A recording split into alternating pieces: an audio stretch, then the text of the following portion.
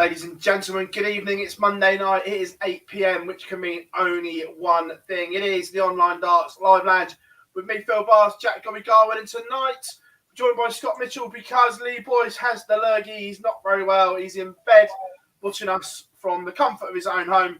Gents, how are you all doing? Very well, better than Lee. I'm not sure it's a lurgy, mate. He's just from Wolverhampton, isn't he, or wherever it is, so you know. So, Scott has jumped in for us, mate. How are you? Yeah, I'm good, boys. Decent weekend of darts, and just relieved more than anything else to see that you don't have your Christmas decorations up yet. So, happy days. And there's still time for Barzy. He might start doing it mid-show. Only because I only got home today. However, there may have been an Amazon delivery whilst I was away. Oh, for God's sake, Philip. Okay, I won't be on for that, so it's good enough. It's good enough. But we are here for the next couple of hours to talk absolute darting nonsense and a little bit of common sense in between. There'll be tears, there'll be tantrums. We won't agree, but that's what it is all about. Chat room is on absolute fire. Hope you are all good. Niall is in as always. Hope you are well, my friend. Andrew, Owen, Raven is in. Mark, Colin. Oh, the usual. Rose is here. Someone says, how was Amsterdam? Yeah, a little bit tired, a little bit emotional, running on pure caffeine. But that's what we do, isn't it, boys? Could have been easy, could have had the night off, but no. That's what you do, yeah. Oh, you went having the night off. I'd just sack you up. Someone said they were worried about my health and my lack of sleep. I'm like, yeah, it'll be fine. Wait, do they see us at the World Championships?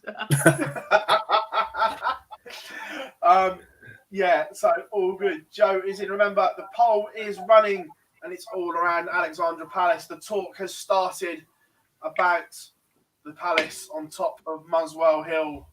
We'll come on to that, no doubt, shortly. But, gentlemen, the year of the ferret continues. 2021 will forever be known as the year of the ferret, and he joins a very exclusive club. Spoiler alert, only 4 people to win 4 TV tournaments in a year. Philip Douglas Taylor, Michael Van Gerwen, Gary Anderson, and now Jonny Clayton. What a year, gents. What a year.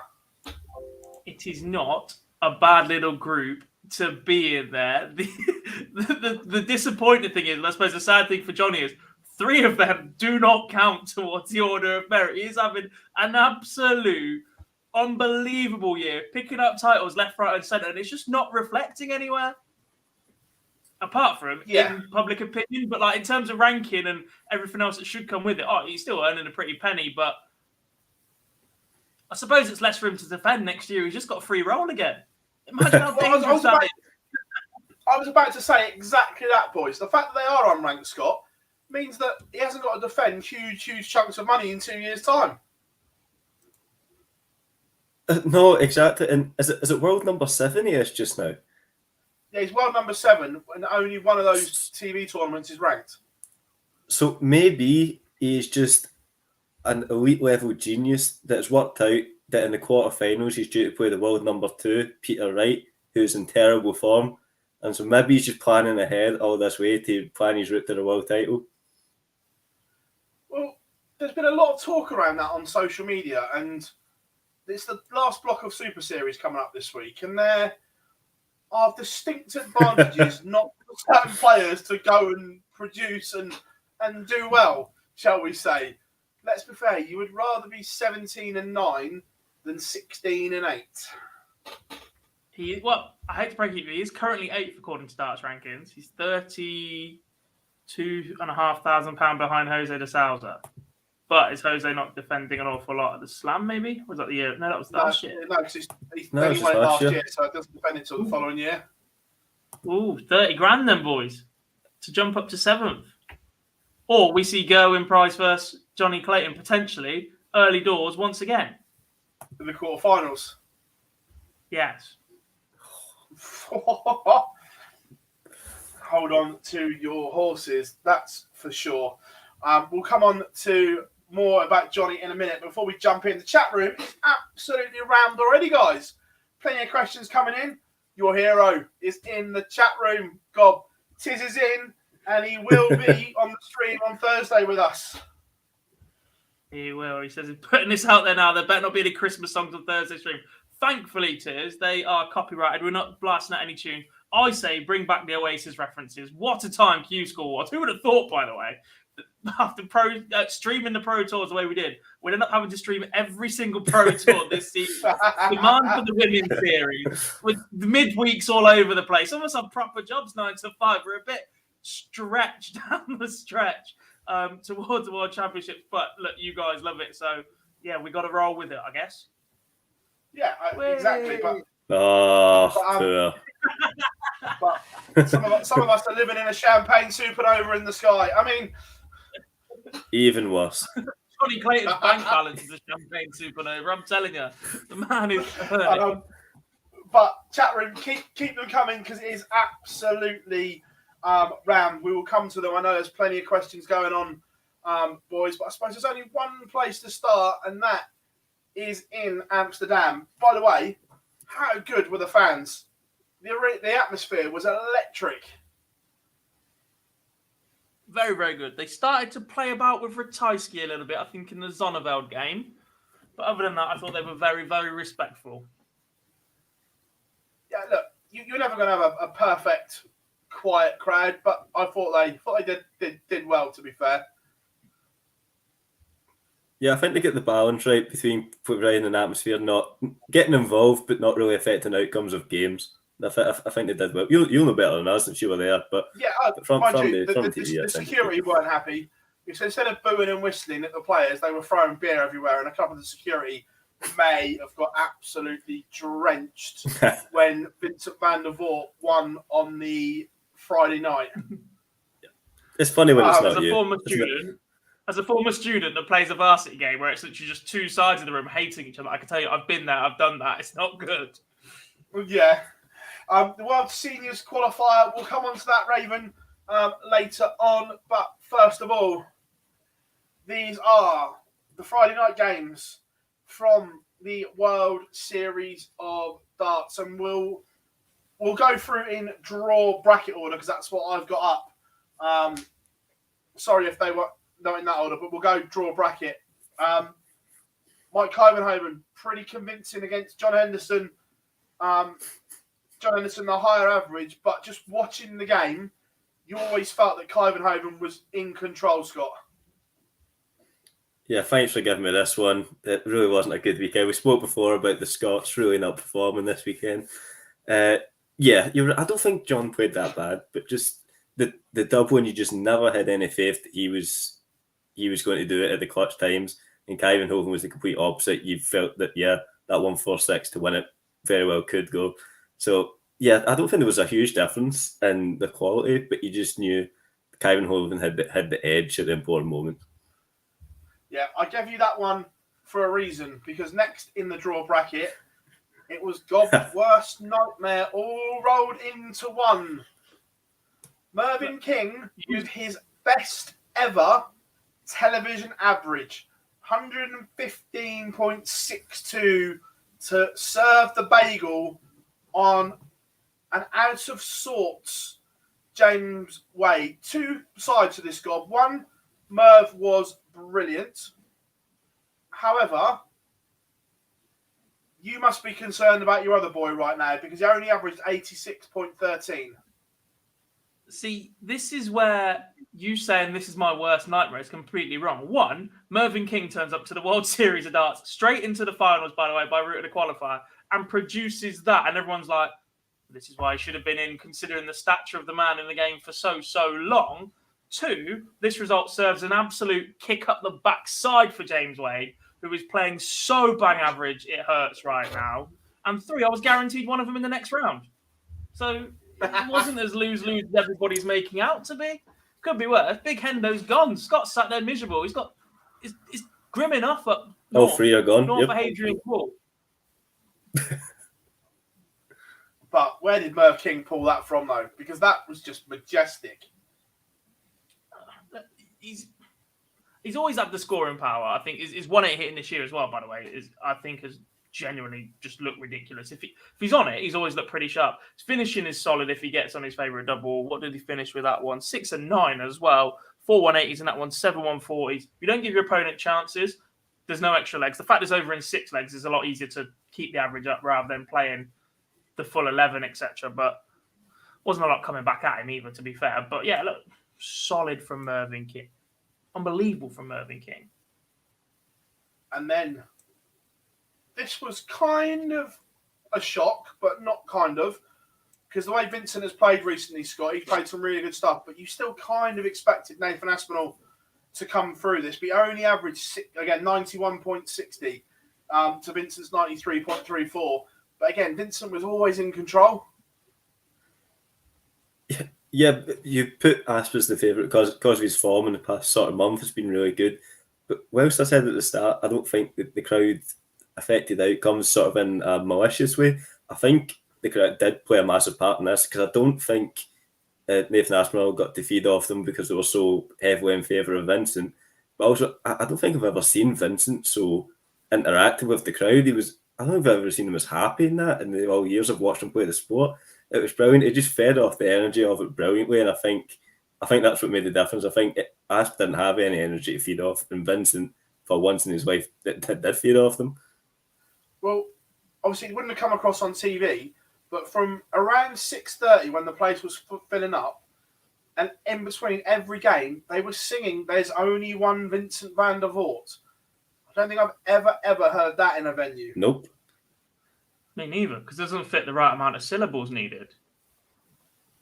Yeah. Those buggers. Yeah. Yeah, they were just chanting his name, singing his name. It was just unreal. Literally unreal. And then this showed again why Jeffrey Deswan should not have been picked as a wild card. Dirk van Dijvenbode, 6'2", demolition job. And again, Jeffrey's gob is way off the pace. And calling it now, next year, in huge danger of losing his tour card. Yeah, look, 2 from 2 on the checkouts. You still only average 86, and one of them's a big fish. You're clinging on there pretty much just to get the 2 legs from Dirk. Look, solid performance from Dirk. 98 average from him is sort of clicking on to that form that we saw 18 months ago that perhaps he hasn't quite maintained at the very, very top level. Like we saw Dimitri have a breakout at the match play. Dirk had similar to the Grand Prix without picking up the title, and he hasn't really maintained that level as such. Looked pretty good at the Pro Tour last weekend in a return. But yeah, look, Jeffrey admitted that he probably wasn't in the best form, and Raymond van Barneveld deserved it more this year, which is probably true, considering Barney won a Pro Tour pretty early doors this season, which is more than Deswan has managed. But yeah, look, I'm not sure if he's a similar story to Max Hopp. When they're on it, they're absolutely brilliant. They carry a lot of pressure as the next big hope out of their country, really, I think, at the minute. And it seems to have had a negative impact on his game as well as Hopp's. Yeah, next one up. This was arguably the game of the round, Scott. Christoph Ratajski's 6-3 win over Gabriel Clements. And the middle sections could have gone either way, but it was the Polish Eagle that just did enough on the outer ring. Yeah, you're right, and I don't think anyone is surprised by that. I think if we rewind 2 years, I think these two are both on the same sort of level. People were expecting these guys could both push on and be at the later stages of majors, and one man has done that consistently, and the other one is Gabriel Clemens. So for that to be 6-3 and one man pulling away, it's exactly how their careers have gone in the past 2 years. Ratajski's just got that edge, that next level, and Clemens, as good as he is, just hasn't found it. Yeah, agreed. Evening, Charlie. Hope all is good. Barney might say Barney is yesterday's news. After being in Holland this weekend, mate, I disagree. Literally, there was still Barney shirts everywhere, and they were still singing Barmy Army till the cows come home. Not yesterday's news in Holland. And then Neil Zonneveld, shocking Dave Chisnell, 6-3. Baby blues for Chizzy, perhaps. God, lack of sleep. Certainly one explanation for it. Not Chizzy's finest hour in front of the TV. Just an 87 average from Chisnell. It's one of them. Turn up, take the appearance fee. There's bigger fish for him to fry for the back end of the season, I think. Yeah, completely agree. And then Jose de Souza producing his best performance in some time. Scott, 103.86 average to beat an informed Danny Noppert 6-2. Noppert didn't play bad, just Jose found some of that magic sparkle dust. Yeah, we know he has that power to explode. I know we're trying to take turns and only one person speaking about the games, but as you know, I'm on your side with the Jose debate. If it was getting squeaky in 6-4, 6-5, yeah, I think Noppert would have taken it as well. So, yeah, we know he has it to explode and to dominate a game, but Gob, I'll let you come in. Do you want to defend him at all? I'm not really giving him a lot of praise for what was a good performance against an informed man. But it's like, yeah, I know he can do that. I don't know if he can scrap. Defend him. 103 average, boys. For a man that's been struggling an awful lot since his COVID jab. He's just blown away one of the most informed players in the world. Yeah, but again, it's that he's free running. He got in front and was allowed to play well. Can he scrap? Because I don't think he can. He gets in front constantly. It doesn't matter. It's winning titles. He scrapped in the Premier League enough. He wasn't blown away in any of the Premier League games. He started slowly early in the Premier League, and another season there will definitely be the bigger debate in that. But the man's still got it, boys. If Mervyn King doesn't go berserk on James Wade, we're talking about that as performance of the night. I'm still not convinced. Convinced by what? He's just chucked in 104 average, Phil. You struggle to do 10% of that. Because he was allowed to play well. Again, if you get him in a tight game, the shoulder gets involved, the hip, the leg goes. I don't think the throw holds up under pressure. World number 7, mate. If he gets out in front enough, if that's the way you want to call it, he's obviously getting out in front and a lot of people are around him to play. He'll win more than he loses Phill always that way. finds one way to make Jose. Look, I'm just not sold on Jose as a complete player.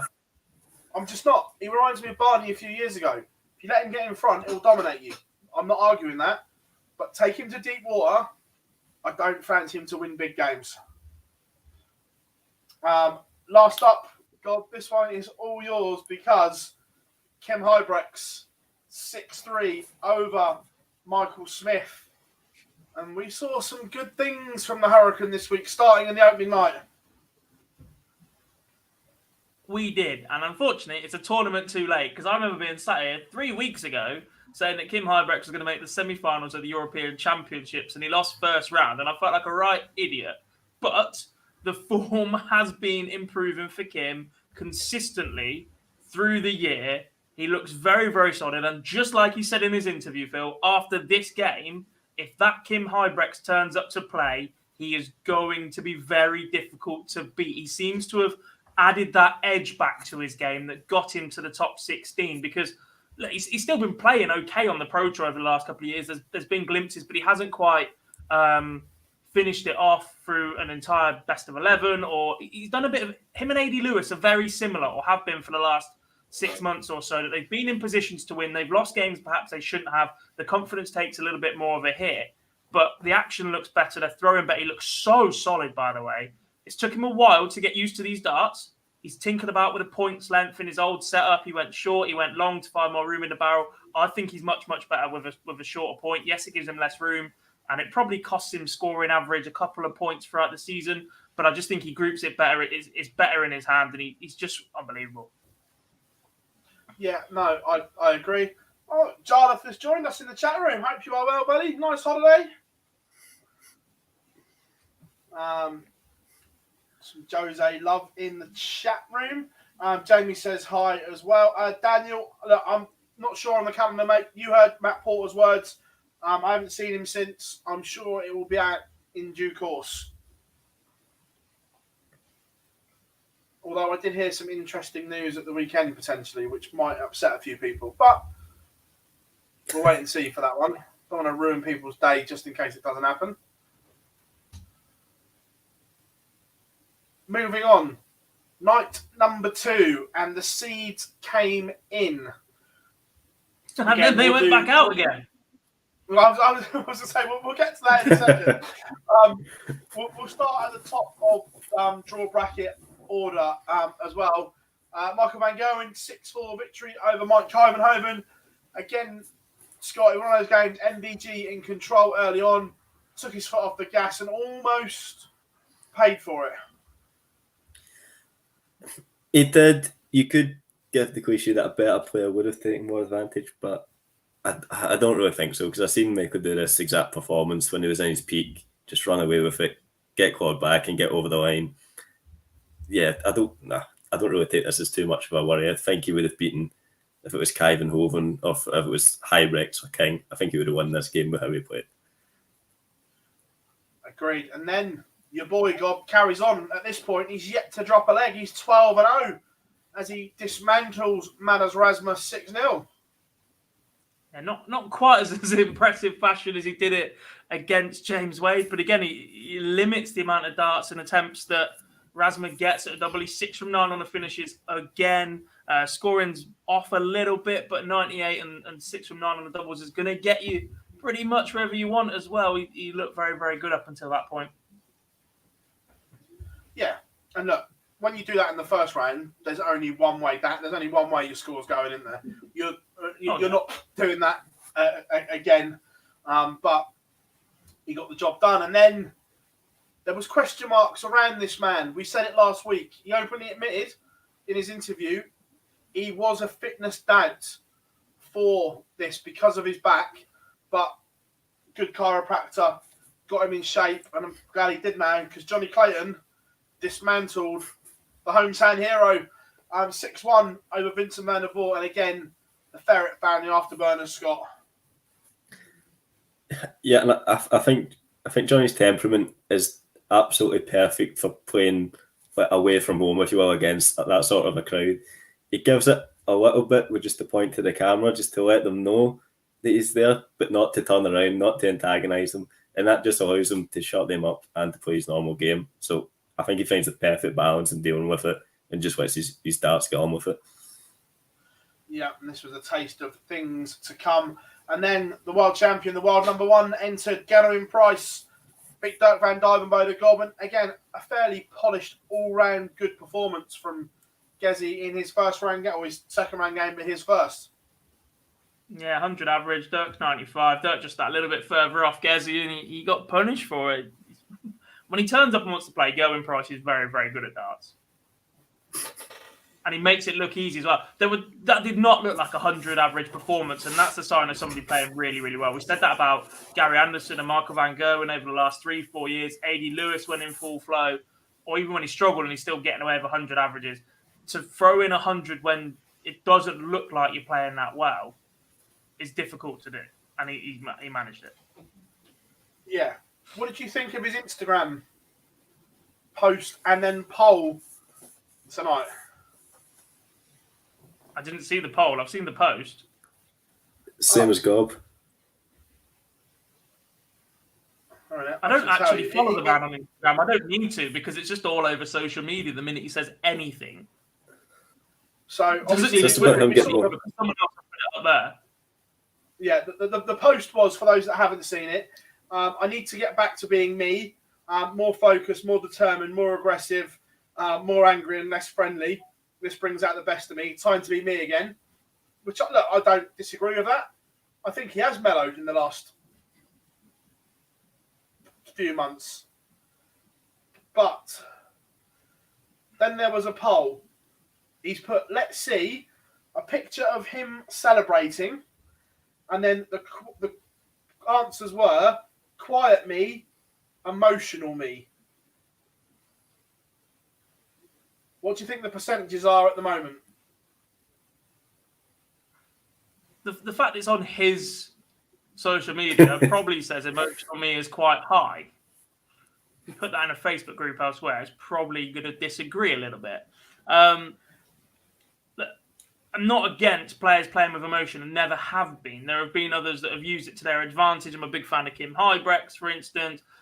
His performance against Michael Van Gerwen at the Grand Slam a few years back was my favourite game of darts ever. And there was emotion running through that. The issue I've always had with Gezi is when it's excessive or just at the wrong times. I have absolutely no issue with it. It's when he's so selective about it that I'm like, that's just not for your benefit, and that winds me up a bit.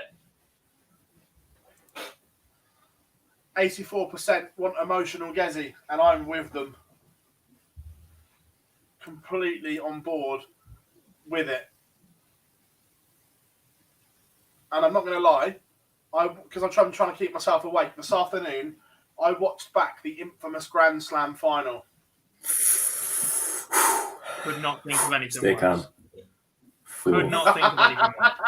We won't talk about it, but yeah, I watched it back. Next up, Fallon Sherrick, Krzysztof Ratajski, 6-1 win for Ratajski. Scott, he was clinical, but Fallon played better than what that scoreline suggests. Yeah, it's not an embarrassment. It's not as if it was one of those. I've seen dozens of comments that was on there. Like, she's no good if she doesn't get a free ticket, etc., etc. That was rubbish. Compared to, they clearly didn't watch the game and just seen the results. She could mix it in the pro tour, but Ratajski is an elite player. We need to start putting more respect on him as the top 10 on form in the world. He can dismantle the likes of, if it was Peter Wright instead of Fallon Sherrick, it would have been 6-1. So, yeah, as you say, she wasn't a fish out of water. It's just Krzysztof won that game 6-1. She didn't really lose at 6-1. Respect from the wall. Then we'll talk about this man more in a little segment coming up, Gob. But Gary Anderson, another early defeat. Only 93 average. I say only as if it's not very good, but in Gary Anderson terms, that isn't very good. And look, you'd expect him to beat Nils Onneveld on a stage. Yeah, and the inconsistencies are starting to show, and the thing is, for the last year or so, Gary still had the odd moment in him that's got him out of trouble in games that are probably not quite going his way. Those are starting to happen less often, less frequently now, because it's clearly showing in the lack of practice, and it's starting to catch up with him. Yeah. And just the way, look, he threw away darts that he never used to in this game that I noticed for the first time, where he didn't set it like he does. It just came back and left the hand straight away. Look, we'll come with it. We're going to do a little bit on two players in particular. You already guessed the other one coming up, but disappointment for Gary Anderson. Evening, Jacob. Hope you are well. Then Dimitri van den Berg, 6-3 over Jose de Souza, and Dimitri seems to have found his mojo again since winning on the Pro Tour, Scott.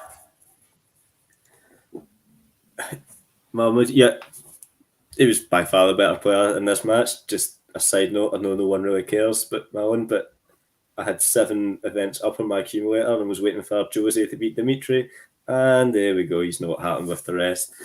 So yeah, no, he was by far the better player. I also have no idea how Jose picked up 3 legs in this match. He was so subpar compared to the night before. And yeah, Dimitri is shaking off the form that we've seen around about the World Cup when it was embarrassingly low, but he seems well over that. Won a Pro Tour and made the final this week. And yeah, this match was no different. It was a different class to Jose. God, last game in this one. Do we press the panic button yet? Because that is now 3 first-round exits in a row on TV for Snakebite. Look, he's lost to Kim, but Kim hasn't had to play well to beat him by that scoreline. Yeah, look. The fact that Kim Huybrechts has beaten Peter Wright this weekend did not come as a shock to me. I've been bigging up Kim for a while. Peter Wright's form has not quite been there. The fact he's beat him 6-1, averaging just 90 to himself, is an issue for Peter Wright because he just does not have that get up and go right now. I think he's... Look, we've criticised him before for over-tinkering, and he's always come back and proved us wrong and done it, but it looks like he's just a little bit out of his depth now. He looks like he's gone down the rabbit hole so far. He doesn't quite know how to go back to anything as a reset point that's always going to give him that 95 average, and he can work up and down from there. he doesn't look himself. I know we're still at the point of joint walk-ons at this point, and we have been for the last couple of TV events as well, and we know how different Peter Wright's character can be off stage, on stage, that different persona, and how much he relies on that walk-on to get himself going as well. But it's been so good on Pro Tours as well throughout the season. The match play was one of the best performances to win it you're ever going to see. It was so dominant. He's just night and day from that, and that was 3 months ago. Yeah, well, Peter Wright's the other one we'll talk about after this with Gary Anderson, but Peter Wright departs. Then moving on to the quarterfinals, which was on Sunday afternoon.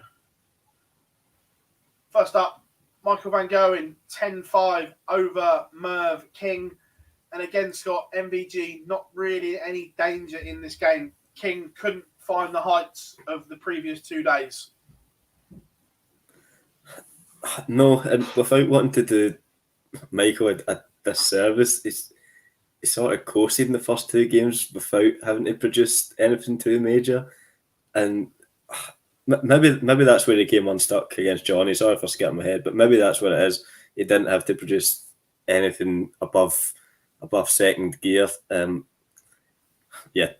is about right. Mervyn King was bang average, and Michael was just one step better. So yeah, that's Michael at the moment. There's not too many fireworks to his game. I know the European Championships were quite special, but other than that, not really seeing too much to get excited about Michael just now. But it's still enough to get to a semi-final of a TV event, isn't it? So yeah, it was okay. Then, Gob, World Cup teammates collided for the first time. The Welsh pair, Jonny Clayton and Gerwyn Price. And you look at the scoreline, 10-9, you think, good game.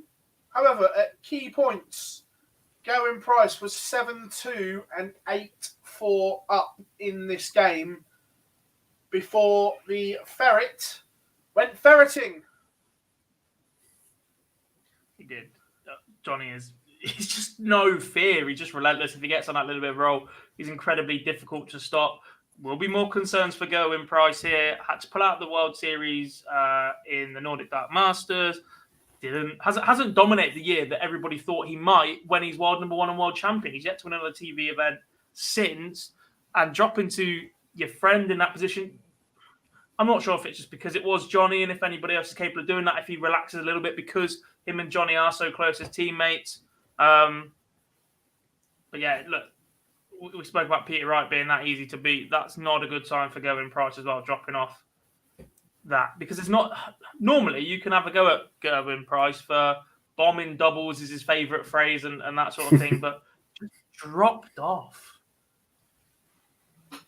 Yeah. He just lost that intensity. And don't get me wrong, that's where the emotion isn't a bad thing. If he does fire in a 180, give yourself some. Because actually, controversially, when we speak about the semi-finals, I'm going to have a pop at somebody for not celebrating.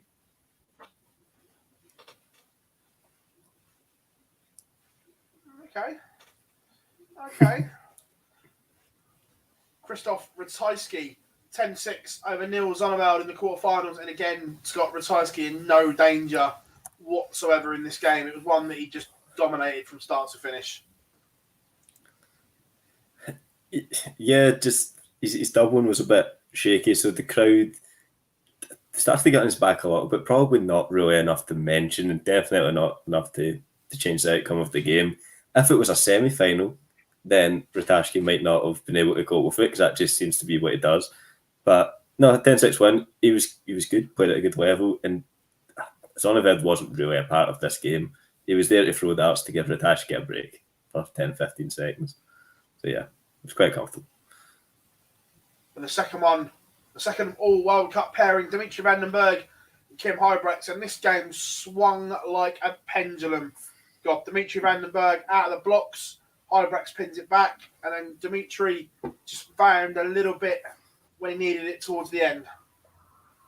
He did, and that little bit towards the end is the thing that Kim Huybrechts, I think, has always lacked in his game, and it's why results like this over that slightly longer distance always seem to end in heartbreak for him, because he finds his way back into the game. The momentum goes with him. He gets opportunities later in the match, and they just don't quite get the 137. I think it was. Did he miss a double 8 for a 136 as well, or 133? Sorry, to save the match. And all right, to save that's the match, ridiculous. Yeah, but I'm sure he missed darts previously in a couple of legs before that without having it written down in front of me.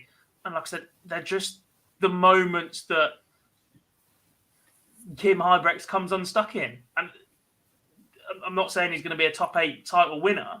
There are signs that his form is improving, but that's the extra level that his game needs if he's going to get back to competing at the latter stages of big TV tournaments. Agreed. Then, sorry to jump in. Yeah, go on, Scott, jump in, mate. So, Phil, I was just going to say, question for both of you, just to see if I'm on anything here. Gerwyn Price and Kim Huybrechts, two guys that need to feed off emotion and aggression to win games and to play their best. Both lost out in matches against probably the person that they're closest to on the Pro Tour. Do you think that played a part in these quarterfinals, the fact they were playing against their buddies and couldn't get to that extra gear? When it goes close towards the end, definitely. Yeah, I completely. I'm with you both on that. I think anyone else that'd give it absolute big uns. Although I feel like we've had this discussion before about Gerwyn this season and about Michael, to be honest, about not being able to close the door on those comebacks the way that they have in the past, where they almost smell it coming. A player takes 1 or 2 legs and they shut it out instantly and they respond. They put in a 14-dart leg, they cut it off. They seem to be, not they have a lot of choice if your opponent's playing well, your opponent's playing well, but they're unable to just find that extra kick on early on to just stop that dead in the water. They're just losing leg upon leg upon leg. That's allowing the momentum to build with their opponent. Yeah, no, I agree. And then semi-final. Krzysztof Ratajski, boys, will be disappointed looking back thinking, what if in this game? Because Dimitri van den Berg was there for the taking in this semi-final. Did not play anywhere near his best. But Ratajski, as it said in the chat room, is he in danger of just becoming Mr. Semi-Final Merchant? Almost the conundrum with Terry Jenkins. Will he ever? Ian White, will he ever get past the quarterfinals? Are we in danger of putting Ratajski in that bracket yet? Not yet. It's still relatively early in his PDC career. And look, 18 months ago, we're talking about Ratajski being Mr. Floorman and second round on TV. Now we're talking about it being quarterfinal and semi-final. You can see the progression in his game. His performances on TV are getting a lot better. Okay, he's missed out here. Last year, it was missing doubles at all the wrong moments to just allow opponents into games. This one just struggles to get going. And don't forget, this is the second game in a day. I'm not really sure how many times we've seen Ratajski have to play a quarterfinal, semi-final, or final on the same day in comparison to the amount of times that Dimi's done it in his relatively short career as well. Yeah, it's just interesting that 2 semi-finals, like in the match play, the wheels came off, and he didn't do it here either. So interesting, but semi-final. Press the right button helps. Semi-final number 2. This was one of the best displays of darts on throw that I've seen in a long, long time, gentlemen. Not at any point did Jonny Clayton's throw look in any danger because of the way he was performing in this game. Well, Gob just said, I don't know, 2 minutes ago about the players in their peak being able to sniff a comeback and just push them away. Jonny Clayton did that and then some. He's proven that he's the better player than MVG right now, possibly in the world, but he's definitely the better player out of these two at this moment in time. And I say, if you just wanted a masterclass on how to just fend someone off, it's just 50. He said you need to break him in 12 darts every time, and even then, it wasn't enough in some of those legs. So yeah, a scoreline is just perfect. It shows who is the better man on the day and who is the better man in World Darts right now. Just fending him off. Yeah, God, pleasure to watch the Ferret in this mood. Yeah, it is. And he is one of the best 140 hitters in the world. And it doesn't seem like it's doing a lot. But on his own throw, if he's chucking in 140s, you have to find 3 trebles to put him under any sort of pressure. And even then, he's pretty much going to be within striking distance of a ridiculous ton plus checkout. And all right, he doesn't fire one in the air, but we know he's capable of doing that despite the fact he has some questionable arithmetic at times.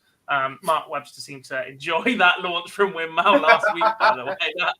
That's surrounded specifically for the best player in the world who can't count. And it's not the first time we've had that discussion about the top players not being able to count either. Yeah, look, his 140 hitting it's so good. And it just puts you under so much pressure because you have to do so much more. And when you're chasing and you start looking for that third treble, is it there? Can I fire it off the barrel sort of thing? Just puts yourself under so much more pressure when you have to go and break the man.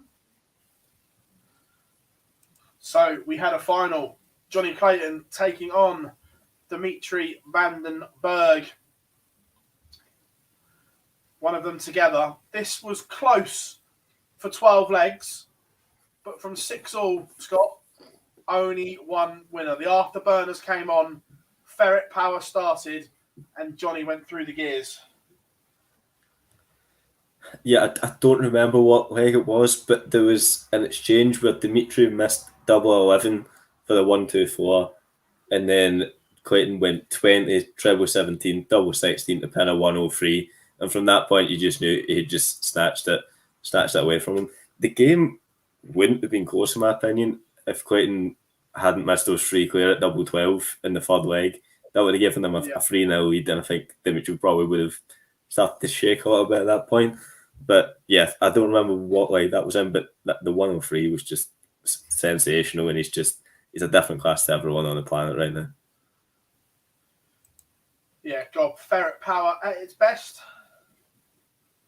It's just so, his mentality is just so relaxed, so laid back, and like we said at the start of the show, it's almost a shame that he's picked up 4 titles this year and 3 of them are non-ranking because he'd be in serious contention for that top 4 right now and putting himself in good positions. An auto pick for the Premier League, don't get me wrong, he's going to be there anyway, but it just opens up that possibility actually of some of the more established players missing out, and that's probably a good thing for Jonny.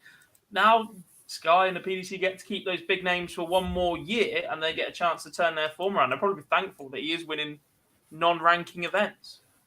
I was about to say that he's doing some players a huge, huge favour because the tournaments aren't being spread around like they were last year. So there may be some grace for people. We've got a short clip of Jonny's interview that we put together. The full interview is over on our YouTube channel. Go and have a watch afterwards, but always a good laugh in interviews is Jonny. I don't know, to be honest, and I just try my best. I believe if it's meant to be, it's meant to be. But you also must believe you are the best right now as well. The way you're playing and the titles you're picking up. Phil, don't put that into my head. I just try my best. You know, listen, I'm picking titles up. It'll be in my book, and you know, it's a story at the end of the day, and I enjoy every second of it. I wish there's plenty more to come. So, the Ferret going to write a book. It's going to be one to listen to or read. I hope he can write better than he can count. Well, there's going to be spelling mistakes all over the place. But the plasterer from Carmarthen. It's been an absolute whirlwind of the year. Look, we take the mick, and social media does too, about the amount of times it's referenced that Jonny Clayton still has a part to full-time job away from darts. But the fact he's doing this while still working is ridiculous. It is, but we've said this before about Glenn. When Glenn gave up work, I think this keeps Jonny sane. That you can't practice for 8 hours a day unless you're Merv King. So this keeps his mind focused and away from darts. Yeah. To be honest, just called it ridiculous. And actually, when you think about it, I did say the same about Glenn Durran, and actually that probably wouldn't be the worst thing for him. I think perhaps that's a little bit too far gone now. But when he gave up work and then gave up his social media accounts because they were a distraction to his practice in such a short space of time, he didn't have that outlet or something else to focus on. Gerwyn Price has got his business ventures now. That keeps him sane off the hockey, and he goes on plenty of holidays because, he's skipping the Pro Tours again this week. The players need an outlet. This myth that you have to practice for 8 hours a day that Phill Taylor instilled in everybody, that was just to keep Eric Bristow happy. There was no way he was putting that amount of hours on the board. Him and Lewis would go for a practice, and put some time in. But the top guys have never done that amount of time. And anybody that goes chasing that is mad. There's just something that just clicks in these guys. They find an optimum level. And like I said, it keeps him sane off the hockey. It's something else to focus on. If you're sat there and you're playing badly and you don't have a distraction, all you can think about is practice or how badly you were playing. Jonny doesn't have that because you just go back to plastering, and he's bloody good at that as well. Yeah, Jim says, well, he will be speaking in his second language. The book will be in Welsh. I've heard Jonny speaking in Welsh. He's done press conferences to BBC Radio Wales in Welsh. Unreal. Never had anything like it. Absolutely sensational. Before we come on to a few other bits from this, there was another interesting one. Sorry about the slight blur on the focus. It was day one with a new camera, and I didn't quite get it right. From day two, it was fine, but Merv King said some interesting things here, boys. Is fatigue or was there? Yeah, definitely. We were in Austria for the European finals, and I came back from there with no sleep at all on the Sunday evening, and then managed to get to Barnsley for the Monday about an hour before we were meant to start. Getting there was a monumental effort, and then qualified for this. So how the hell I done that, I do not know. And then we had 4 Players' Championships. I played in 3. Felt my throw was going, my head was going, and I just went to Keith, do you know what? I won't be here tomorrow, I'm going home. He went, any particular reason why? I went, yeah, because I just told you. I'm going home, I've had enough. It was... When you play Saturday, Sunday, you arrive Friday, play Saturday, play Sunday, go home Monday, it's great. But when you turn up and you've got 4 or 5 or 6 days on the spin, it's too much. No player needs that. No player wants that. They're all saying the same, but it's always within the circle. I'll be the first to tell you, it's too much. So I'm guessing next year when the calendar's back to normal, you don't want these huge blocks? You don't need huge blocks. You don't need them. I can appreciate why, with things being the way they are, with the pandemic and the coronavirus and everything else. And to be honest with you, I'm grateful that we've got anything to play in at all.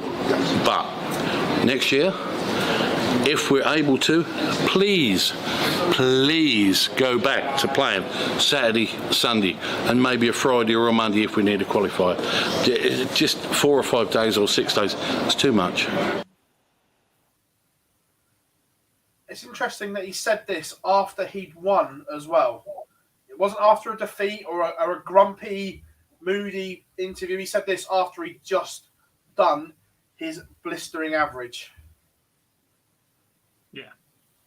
And look, when we first put that interview out, there were a lot of people in the comments and social media when we posted it saying it's not a proper job, you should be fine, etc. Merv literally went and got a proper job during lockdown. He went and worked for Amazon delivering parcels. If anybody is in a position to tell you this is too much after working a full-time job earlier in the year, Merv knows. And I don't think people realise the mental strain that top-level sportsmen are under, the intensity that playing in a competitive environment constantly requires. Look, it's a bit of a taboo subject, but you think how much alcohol these players have to get through as well. It's not good for them or their bodies, the amount that they need. Some of them need to actually play to a level. And just because you don't see that doesn't mean it's not happening. That's going to be taking an effect on people. The travelling as well, to and from Europe, etc., when they're so close together, like the amount of players that had to rush back for that Monday, we understand why this year, but next year they need to put allowances in for those days because it is incredibly intense. To be fair, that rush back from Salzburg to Barnsley was ridiculous. No direct flights from the UK to Salzburg, so players were having to either go train it from Salzburg to either Vienna or Munich to try and get back. And yeah, look, I agree with them. Daddy Sanchez It's not the first time we've seen it though. Like traditionally, you see Euro tours on the same weekend as like the final development tour. With that'll be then the World Youth Championship on the Monday, and then the World Championship qualifiers on the Monday night. And these things aren't always avoidable, but where possible, I think they have to be built into the calendar next year. The health of the players has to come into it just as much as the commercial viability of having an even bigger tour. And I know players can be selective on what they play in and what they don't play in, but some literally are chasing that money to live. They don't have a choice, and then they're drained, and that's where it's a bit on the scales. Yeah. Dirty Sanchez says, why is it impressive that a Welshman speaks Welsh? Surely they all learn it at school. No, Gezi and Mark Webster cannot speak a word of Welsh. So they don't speak all... English, to be fair. No. Hey. So, yeah, they don't... All the Welsh boys, they don't all speak it, but Jonny, fluent. Before we move on, we spoke about it briefly earlier, but we've got some pictures. We've got Gary Anderson and Peter Wright boys, two of the premier players in world darts. Gary, one of the best of all time. Peter, certainly one of the best of the last 5 years. Are we worried? Is there a genuinely concern right now that, especially for the man on screen, the slide has started? Can it be stopped? Right. This is my moment. This is probably why I'm here tonight rather than the boys. If we could try and defend these two. I have two different opinions of these boys. For Gary, I do think this is the start of his decline.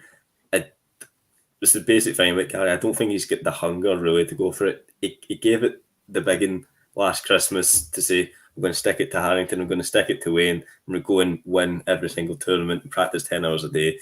And let's face it, that did not happen. But I know he's had a few sessions with Ryan Searle, but I don't think the hunger was on so there. I think he was just hacked off at the time. His action, it has broken down. I think he's turning up to take as much money out of this as possible and then get off the train. Although he does have, he's got £200,000 runners-up money from the Worlds that are going to be on that until the next World Championship. So he's going to be in a lot of stuff until then. But I think after that World Championship, it might be time for Gary to bow out. So I think he is on the slide down, but it will be of his own choosing and he won't care. Do I go for your Anderson verdict before I move on to right, God? Yeah, look, when he come out firing back at Wayne Mardle over Christmas, I was very, very excited that we might potentially see the old Gary back, because after the back injury that he had and after a little bit of lackadaisical year or so, perhaps, he's got a young family. He thought, actually, maybe that life he's seen that, he's enjoyed it, but he thought the kids are just old enough now that he can go back and have another crack at it. And but darts has always been a job to Gary. He literally couldn't care less if he goes fishing for the rest of his life. He's made a pretty penny. He's very, very comfortable and always is going to be. And yeah, like you said, he's not getting any younger either. And I think if he hadn't been injured, I think he'd still be up and around there. He's got a bit of a faux ranking at the minute because of that World Match Play and World Championship final. Was it the match play? Yeah. Yeah. So because of that, he's going to be up and around there. And look, Jar had a pop at me earlier for saying Kim Ibrecht's out of top 32. It takes time for the rankings to reflect form. Jonny Clayton, the best player in the world right now, as pretty much everybody in the world is admitting, is 7th in the rankings. We had the same conversation about Jose de Souza 6 months ago. He's 8th in the rankings. We had the same conversation about Glenn Durrant at times last year, which seems a long, long time ago now, but he was never more than, 10th, I think, in the world at one point, and went on to win the Premier League. Gary's ranking is the opposite, where he's had 2 good runs at tournaments where I don't think he played that well. The stats actually look a little bit different for the World Championship. Took a look into them a couple of weeks ago after I made this argument with Jarliffe in WhatsApp saying that he shouldn't be in the Premier League. But I still don't think it was that impressive for a man when we know just how good he is. And like I said earlier, he's not producing those moments that are getting him out of trouble at the minute either. Agreed. And then also, this man whose head seems in a bit of a pickle at the moment, doesn't seem himself on stage. And if someone said to you at the end of the match play, Peter Wright would lose first round in 3 TV tournaments in a row, you'd have been carted off by the men in white coats and sent for assessment. You would, but I have faith in him to get back. If we cast, it's like deja vu. If we cast our minds back to the Grand Prix last year, he lost first round to Ryan Joyce. This before you come back and say yes, but he didn't have as good a form at the match play, that's not true. He got outdone with a great Glen Dunn and then made the finals of the Premier League, for which he played a beautiful last weekend at that block. The Grand Slam, he got knocked out in the group stage as well, and he didn't pull up any trees in the Euros or the Players' Championship. The point that I'm trying to make is we've had this exact same conversation about 100 times about this guy, and he's proved us wrong 99 of those times. So I don't see any reason we won't have 100. He will find some combination that at some point is going to work. I don't think it'll be this week, but I think by the Grand Slam, you'll see him out of the group and making at least the quarterfinals. I don't know if it's just because he's my favourite, but I do honestly believe that he's going to dig himself out of this hole because he's done it 100 times before. Crisis of confidence, no. I think he's just a lunatic. It's off his head. He does this all the time, and it works. He's a mad genius at this sport. Yeah, and he's going to do it. Are you agreeing, Gob, or are you concerned? There isn't as much concern as there is for Gary Anderson right now, but his demeanour on stage is something I've never really seen in him before. He just doesn't look like he wants to be up there at the minute, and that's not something we've really seen from Peter. Like, he won the match play with Joe incredibly ill, and we were like, how on earth are you going through that? And that was incredibly emotional for him. But even when in his worst mind, there's something wrong with his wife, he still got up, performed, and he looked like he wanted to be up on that stage. He doesn't have that at the minute. And I'm just a bit worried for him that once a player loses their drive, it's incredibly difficult to get that part of their game back. We've seen it with Gary. We've seen it with those that have just dropped off. Ronnie Hybrex is another one that just springs to mind, but Terry Jenkins, etc. And Peter Wright is not getting any younger either, by the way. There's a lot of these players that are all going to be eligible for the World Seniors at pretty much the same time. And Peter Wright is in that conversation. Yeah, no, it's going to be interesting. I don't know where I am with it with Peter, because at the match play he looked unplayable, genuinely unplayable. Mm-hmm. And a week later at the Pro Tour, we see a change to the darts that he was unplayable in. I'm just like, oh. But my only worry. You've seen him go to extreme measures with the darts previously, but he seems to be taking up that one comfort setup on stage at times, and it's not working for him straight away. And that's the issue. He's not having that to go back to. I was about to say that he's chopped and changed that many times that when he does go to the go-to revert to set, it's not working. Which is that then affecting him, because they've always changed at a break or change after a leg, and they've always worked, and they're not now. Yeah, unless you say. Go on, Scott. That's all I was just going to say. You're right, he hasn't found it, but I don't think I've ever seen him play that bad with his World Championship darts. The performance at the match play was way better than his World title win, but he used his World Championship darts against Rob Cross in the Grand Prix, and that was a good performance by all accounts. Anyone can get undone with the Grand Prix format, especially against someone as good as Cross. So it's like talking to a brick wall at times, but I do think the penny's going to drop at some point. Not to stick with the same darts for a long time, because that never will happen, but to find one that is going to work for him for a tournament at least, I think he is going to find that. So after the weekend, places are running out in the field for the Grand Slam of Darts. Last opportunity this week, 3 Pro Tour events, and then 8 qualifiers on the Friday to come through, boys. That's the lineup so far. Initial thoughts on that lineup? There's some intrigue in there. There's some not so much.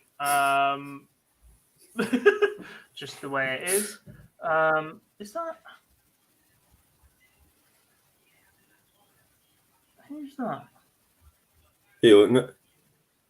Oh, Roby John's already in. So the 3 potential players to drop into this field, we should probably comment on, is the EU Development Tour leader, which at the minute is Rusty Jake Rodriguez, by about £3,000 with just 6 events to go. So I think he'll be pretty comfortable with that one. Then Michael Smith and Joe Cullen currently as Pro Tour event winners. Callan Rids is potentially in the hunt for that if he picks up another one this weekend. And there might be one other as well, depending on if somebody sweeps the weekend, etc. So they're going to drop into the rest of that line. Then you've got the 8 qualifiers. I think it's quite interesting to look at the list of players that aren't there as it stands. Yeah.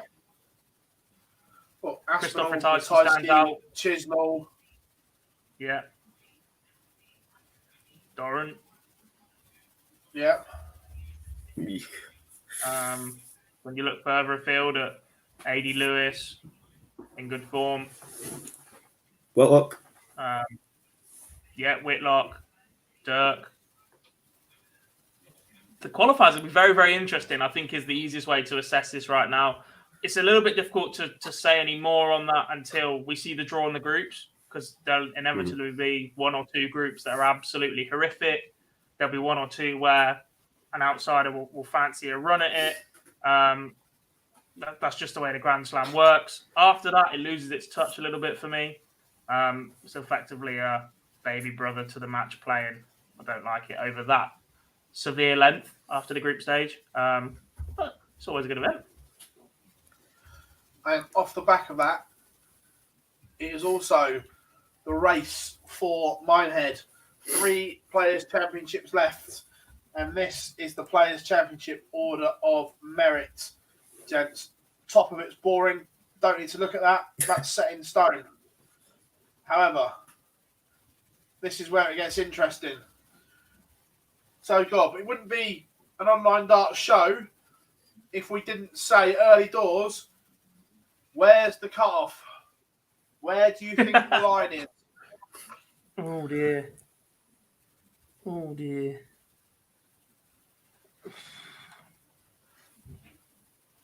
I think Jermaine Wattermainer is as safe as you can say right now. And that's not to say that everybody in green is at risk. Then there will be a couple in green at risk at that point. I don't see that many dropping, but 12.5, I think Jermaine should be okay with the number of players that would have to then jump up above him. Are you agreeing, Scott, or do you think it's lower? Let's see. I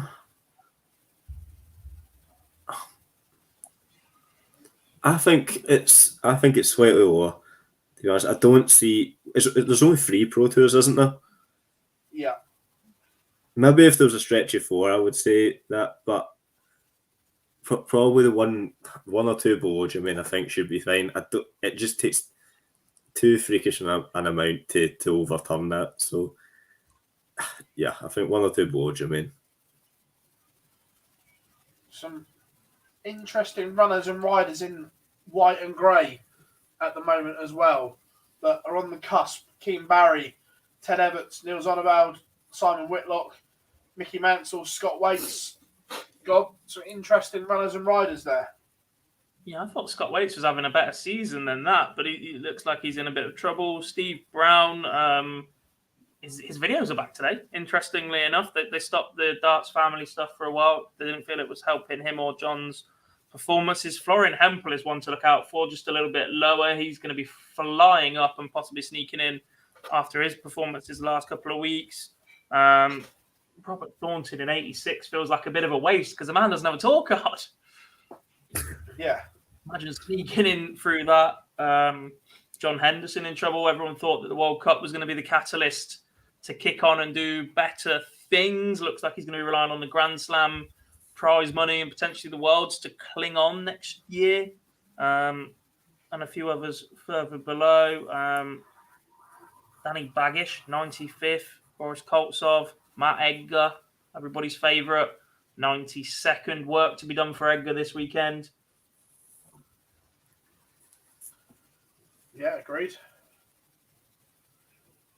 It's gonna be interesting, this block of 3, because, like we say, Race to Minehead, but also the Worlds.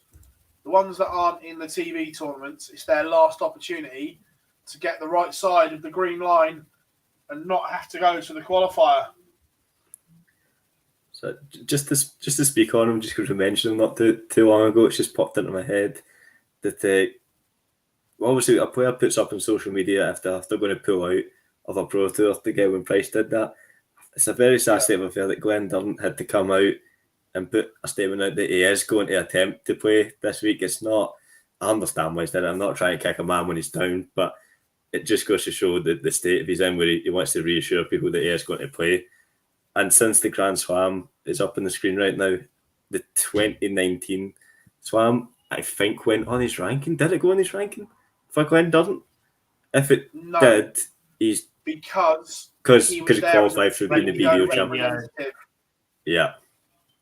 All right. Because it would be defending semi-final money, but he will not. But yeah, it just, yeah, go on. Yeah. Like, to be fair, I thought the same. I was like, right, just scrolling back to where I need to get to. I hope Glenn doesn't read the comments on his social media, because for the last few minutes, I just don't think that will be helping. Put the post out to appease your sponsors, fine. But after that, just switch off to them for a bit, because there's a lot of good luck. There's a lot of people wishing hope. But then there's also, you see the odd negative comment as well. It just won't help at the minute. Social media can be a great place. It can be a horrible place. And when you're struggling for form the way that Glenn Durrant has been recently, I'm not sure that will be helping him at all. And the advice, look, I'm not 3-time BDO world champion. I'm not a Premier League champion. I've played in a couple of development tours and have a career prize money of nothing in the PDC, but he has to play through this block. He can't be pulling out early, because if he pulls out early this block, I think that's it for Glenn Durrant, unfortunately. Agreed. Yeah, no, look, I don't. Because he's in TV tournaments for the rest of the year. He's going to be in the Players' Championships, is he not? And he's going to be in the World Championships as a minimum. Is he in the Players' Championship? No. I don't think so. No, he's not. He's miles out. He's going to be in the World Championship, and that is the biggest stage of all. And okay, you get a pretty prize fund for it.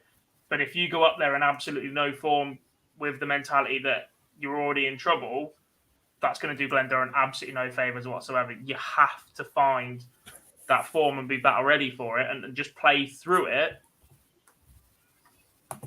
at the Pro Tours, where you can see the averages. And Dart Connect is a horrible thing for that. I've always said that if you're struggling. It's brilliant if you're playing well and everybody can see it. But if you're struggling, it's not so great, because everybody can see pretty much every dart you're putting in the board at floor events. But just go through it. Just get through it. Yeah, oh, no, completely agree. I just teed up the wrong one. 2 seconds.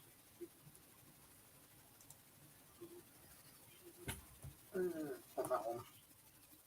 So, Development Tour, the UK version of it, climax this weekend. And it ended up being a really good scrap, boys, for that top spot on the Order of Merit.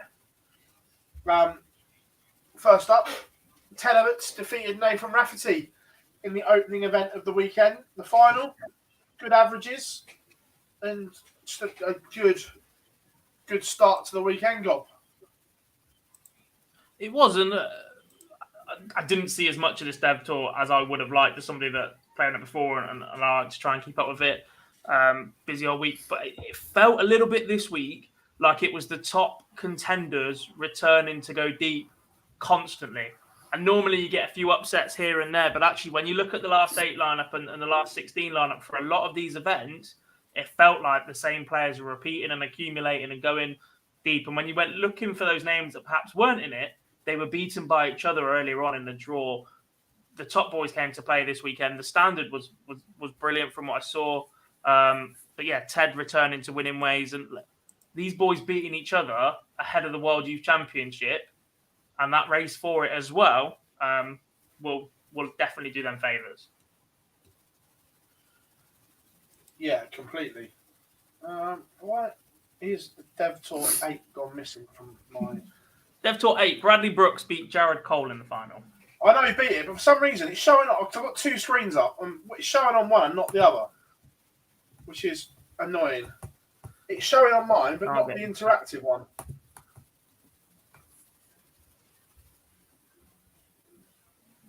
Look at that. I think that's what. Yep. Yeah. Yep.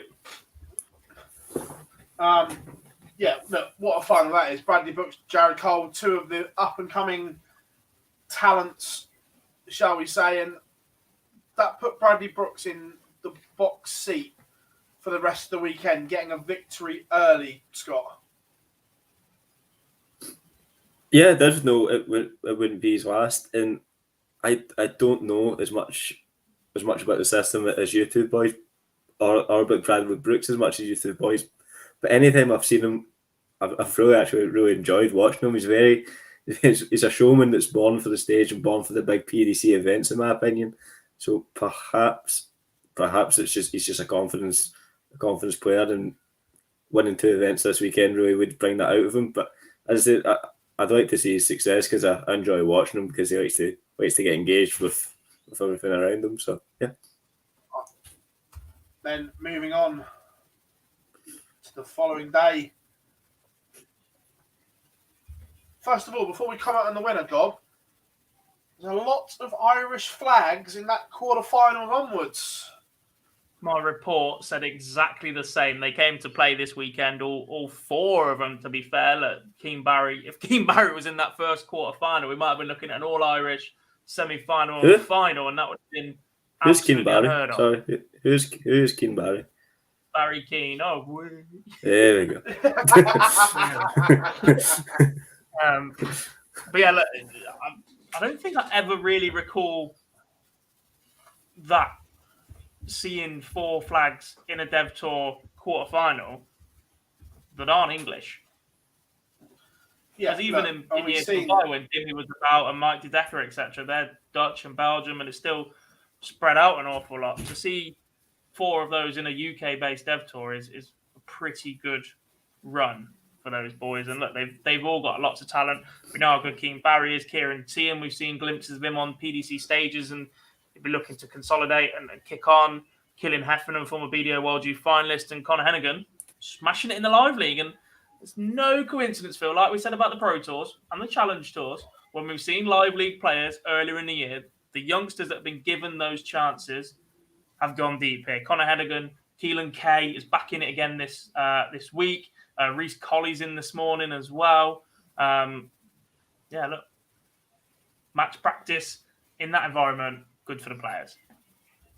Yeah, look, there's something about Keelan that he's got, when it's on, it is on, but he's got what I call a Michael Smith action, and he's got a lazy arm that it can drift, but when it's on, it is so good to watch.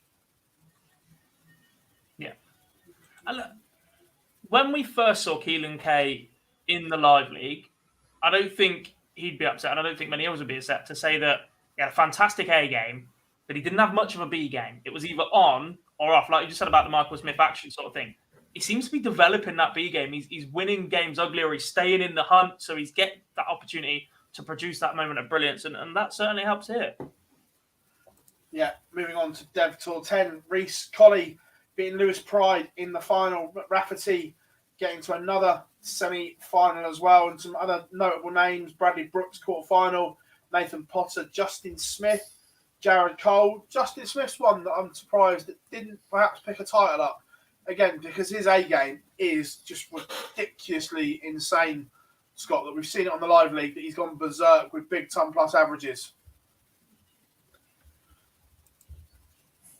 Yeah, but we win a lot of money with the bookmakers if everything made sense in sport, wouldn't we? But just doesn't click on some days.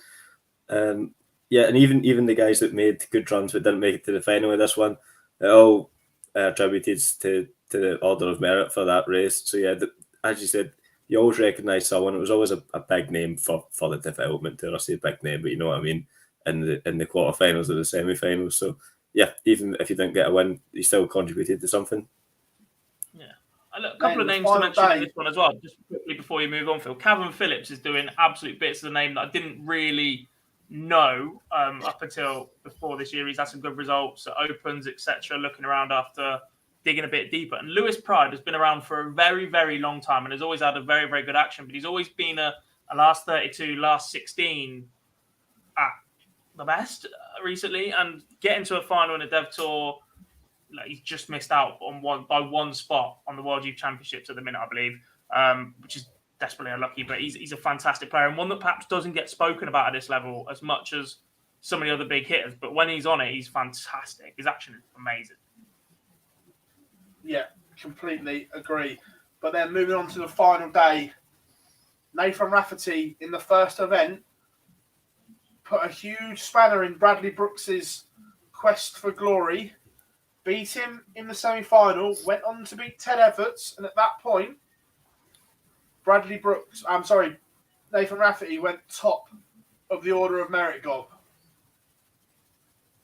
He did, and I'm looking back through darts ranking. Look, Nathan Rafferty and Bradley Brooks had a fantastic weekend. Bradley Brooks picked up just over $5,000 on his ranking in the second block in the last 6 events. By contrast, Dom Taylor picked up just about $1,000, if that.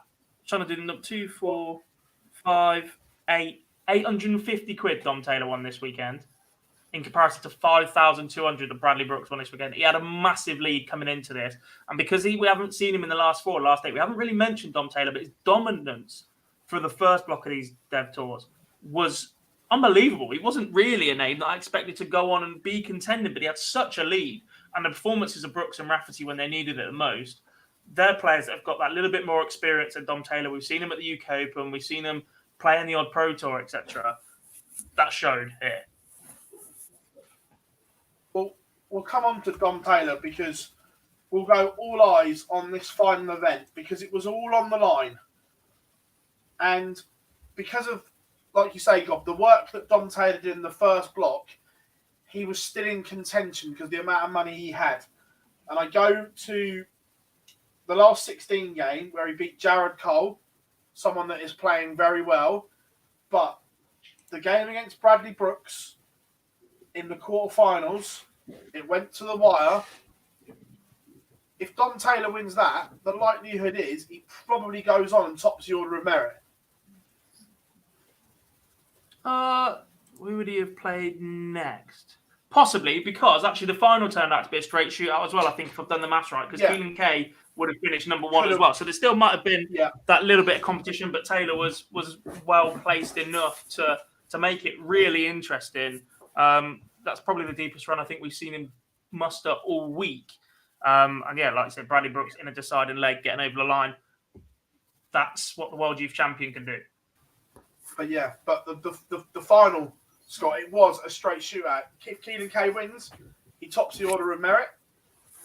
If Bradley Brooks wins, he tops the Order of Merit. That's what you want for a final Dev Tour tournament in the UK.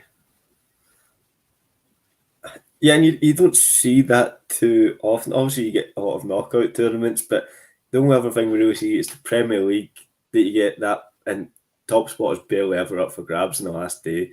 And then it's a Pro Tour to see who can qualify for things. It's always between like 64 and 65 to keep a Pro Tour. A straight shootout for the top spot of an Order of Merit is actually quite rare. And for, as Gob says, Bradley Brooks, the World Youth Champion, he's got that extra gear about him. And as I've said before, I really like watching him, so I really hope he keeps going.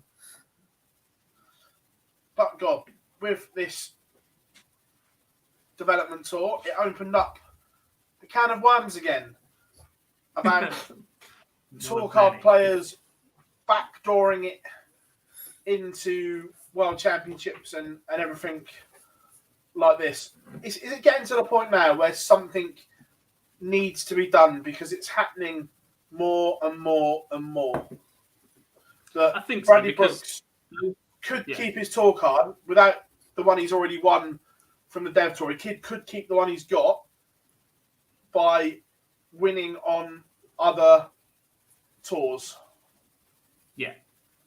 Yeah, look, it's not the first time this has come up, and it probably won't be the last. And at some point, being able to play in both just because you're eligible and it making commercial sense for the PDC has to come second to the meritocracy that the PDC have banged on about for so long. And if you're there and you're good enough, you'll get the opportunity. It seems to be that those players outside of the top 32, if you're not female or youth player or playing in one of the European qualifiers, you're not getting the same opportunities that everybody else is getting. And at that point, you have to wonder, is there a little bit of kind of discrimination going on there? Like, that opens another can of worms completely. But players are getting more opportunities because of protected characteristics. And maybe you're looking at it going, is that pretty fair? Despite the fact that PDC are using it as a commercial branch to grow the game, etc. Someone asked us on Twitter, by the way, if Nathan Rafferty will now get the tour card on offer to the UK development top position. We don't know at the minute, because if Bradley Brooks loses his tour card this year, he'll take that tour card from the Dev Tour, we believe. Nathan Rafferty gets his Grand Slam spot because Brad already has that from winning the World Youth Championship. So Nathan Rafferty gets the Grand Slam spot, but the tour card one, we won't know until after the World Championships whether Brad keeps it or has to use this one. Yeah. It's interesting as well, whilst we're on the subject, that Jeff Smith staying in America to play in the Continental Cup this weekend. Yep, because there's a backdoor entry for that one. Danny Baggish has commented after Thailand lost their qualifying place earlier in the week that there was talks between the CDC and the World PDC about an extra spot going to America, and Danny Baggish is annoyed that he didn't play one of the American events rather than playing over here. This question has been about a long, long time since the Dev Tour has been the route in, but actually the more and more international qualifiers we're seeing, the more and more that it's just a little bit all over the place. And yes, okay, that means that the better players or the players that are already on tour, etc., are making it to the World Championship, and that makes that product brilliant. Okay, it's the biggest tournament in the world. It's seen by the most people. You want the best players there, but at the same time, if players are dropping out of rankings and losing tour cards because of those moves, that's where there's an issue, because players' livelihoods are at stake here. Yeah, no, look, I agree, and I don't know, look, how much influence Eddie has had or will have, but certainly by the boxing, it's not a meritocracy. It's what's best for business in terms of numbers, analytics, and everything like that.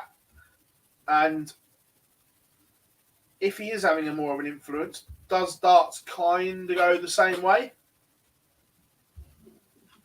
It gets to the point where it's sport and it's entertainment. It's not sport. And I know all sport is entertainment, but you're getting to the point where it's storylines in WWE rather than natural competition taking its place. And that's an issue. Sports entertainment and sport for the sake of sport are two completely different things. I agree, but I think you kind of need a balance of both. Why? Because you definitely do. Yeah, but they've got enough for that. They've got the Premier League, they've got the World Series, and there's only so much growing of the game you can do. At some point, it has to take its natural course.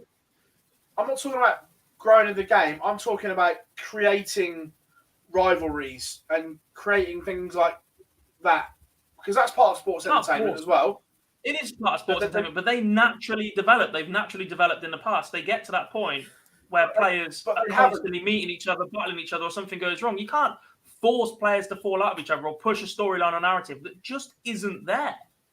Yeah, you can. Players just won't engage in it. They're not interested. I'll give Gob this one, because for the last World Championship final, Sky tried their absolute best to push the Anderson Price rematch flag once it, and it really neither of them gave a toss about the rivalry. So you definitely can push it, but I feel as if the average punter, the average viewer, not the diehard fans like us, don't really care if it's an 107 average against 103 average Ian White, Mathers Rasma. You're going to have to glitz up this sport more than most others, because there's not just going to be a random beautiful moment like there is in football that you can just feel a beautiful 40-yard pass or whatever. So I accept the PDC trying to glitz up darts more than, say, Eddie would at boxing.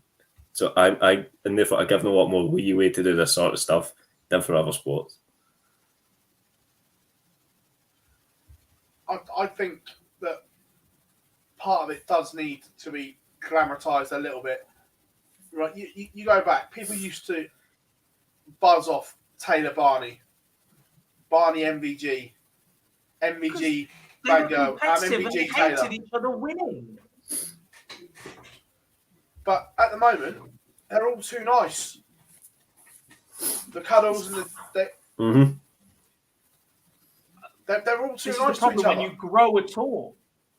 This is the problem when you grow a tour. They're with each other so often, it's not worth the hassle of falling out. They don't develop these rivalries. They turn up, they play dart. They're good friends. In the interview, the first thing they do is congratulate or commiserate their opponent. They're not falling out. They're not committing to not liking each other. It just doesn't happen because they see each other so frequently. The likes of the Premier League, where for a large part of the season they're playing for appearance money, or the World Series, where a lot of them will travel together, they're not going to drum up anything. They're just going to rock up and throw the darts. That's why I watched back that final. I wanted to remind them what the good times were like. That's no. The only way you're going to get a real rivalry nowadays is if somebody comes into the sport and upsets the apple cart. We see it when Price first came into the sport, but like I said, he's mellowed. Corey Cadby was another who wasn't afraid to come in, take names and dish it out. But there's so many people. Yeah. And you might see the odd youth player, but they'll get reined in a little bit by management companies saying, actually, perhaps this isn't the best route to do it. Because unless you come in and win a TV title nowadays, there's so many opportunities for it to bite you in the arse that the players just aren't interested in rocking the apple cart. They rock up, they play the darts, if it doesn't go well, nice little message on their social media, and they'll go again next week. You're not going to get Taylor Barney anymore. I don't know. Judging by Price's Instagram, I think we might. With who, though? Who's going to engage in it? MVG. I think it can happen. I think MVG would engage in it. I think Wright would engage in it. We've seen Peter Wright engage with it already in the last year. Mm-hmm. He'll have a war of words off stage. You won't see anything on TV any different. They'll rock up, they'll play the darts, they'll call him an idiot or tell him we can build that rivalry. To be fair to Peter, he did ruffle Gerwin Price on stage in his semi-final to win his world championship. And if you're losing a mind game against Peter Wright, you deserve to lose the match. But the thing is, even when you're saying about Gerwin Price returning, even when Gerwin Price on his way toward number one, all Peter Wright last year wanted to do was tell Marco Van Gerwen he's better than him. He's not interested in Gerwin Price.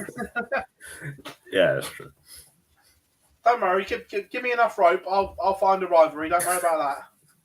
I'll find something. But not being also, funny. 10, 15 years ago, someone wins a TV title, most likely Phill. Every single player's like, well, I'm going to get him next time. Jonny Clayton's won 4 this year, and all everybody does is tweet him going, what a nice guy he is, a trophy emoji. That's half the playing field. If they like him and respect him that much, he's just a nice guy, but he's bloody good at what he does. You can't force anything. This is why Vincent should be in every TV tournament going. Him, Mervyn King, you're going to get the odd line out of James Wade loves a moan as well, but then people just get fed up with them moaning. Even Gary Anderson's worn off, and everybody just calls him a moaner and tells him to retire. Just want, we still need I just want to play darts t-shirts, by the way. Speaking of international qualifiers, some amazing news from Down Under. Father and son heading to the World Championship, boys. What a moment that's going to be. Just when you thought Steve Brown and John Brown were going to be the first to do it, these two pop up out of nowhere and upset that. Fair play to these two. They nearly met in a straight shootout for it, didn't they? But Raymond lost in the semi-final, I believe, of the event that Kai won, and then Raymond won the following day to ensure that these two will both be travelling together. Yeah, absolutely. Great to see that. Nathan says, how did we get there? This is the live lounge, mate. We can get anywhere to anywhere in the blink of an eye. Don't worry about that. We can go off tangent in a heartbeat. But obviously, I didn't see it today because I was travelling, God. But didn't you say there was news that the Thailand international qualifiers not happening? Obviously, you said about the CDC. That's a bit of a blow for one of the Asian regions. Yes, I think Thailand has lost its qualifier, possibly due to COVID. I can't remember the exact reasoning. And there's a rumour that the CDC are in conversation with the PDC to pick up that extra spot.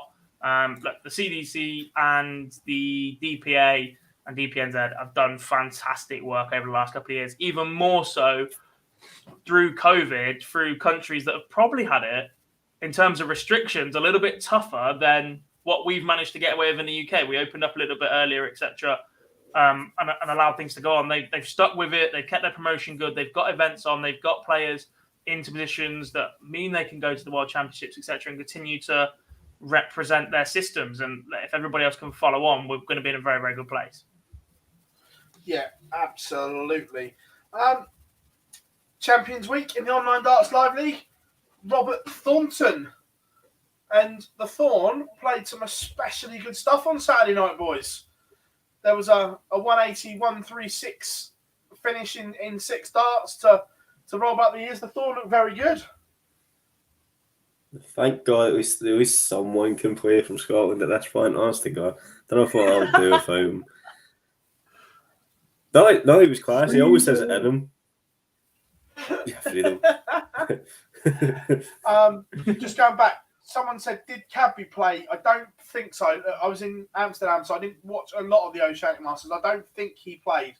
I just don't think he feels he's ready yet. I think next year is the assault for Corey. I don't remember seeing his name. So. No. Mm-hmm. But yeah, weekend darts. I don't think have we missed anything major. I think so. We really should start writing a script for this show, but it's just so much more interesting when we get from Nathan Rafferty to there not being any rivalries anymore. We don't get them times if we script the show. We've got something in our ear going, move on, we need to talk about this. We're never scripting the show, ever. I love just going off on one. Rolls so much better. I've noticed. Yeah. So with that, we'll open the chat room. Question time. Everyone get your questions in, boys. And whilst you're there, and girls, drop us a like. Only 36 likes on the stream. You guys can do miles better than that. They can. I mean, it's not a live stream, but I'm going to disappear for 2 minutes and be back. So you take the first couple of questions, and when I'm back, I think it's a good time to address the poll, Philip. Yes. Gob's going to the loo. So, wow. Raven, we did that last week, Mr. Norman Jr. That's going to be interesting. And how good would it be to get him against Gerwyn Price at the Worlds? Him against Gerwyn Price or him against Mervyn King, just to see Merv's reactions to them all. Just the amount of gifts that you could produce with just Merv's stares would be brilliant. Yeah, sorry, Rose, my fault. Nathan says, missed a few of the national qualifiers. Just being honest, mate, I haven't seen them all because obviously where we were in Amsterdam for the World Series finals, I've got a lot to catch up on tomorrow for the qualifiers, so I haven't seen them all. I can't even remember, sorry. So they could stream the World Championship qualifiers. I don't dislike the idea.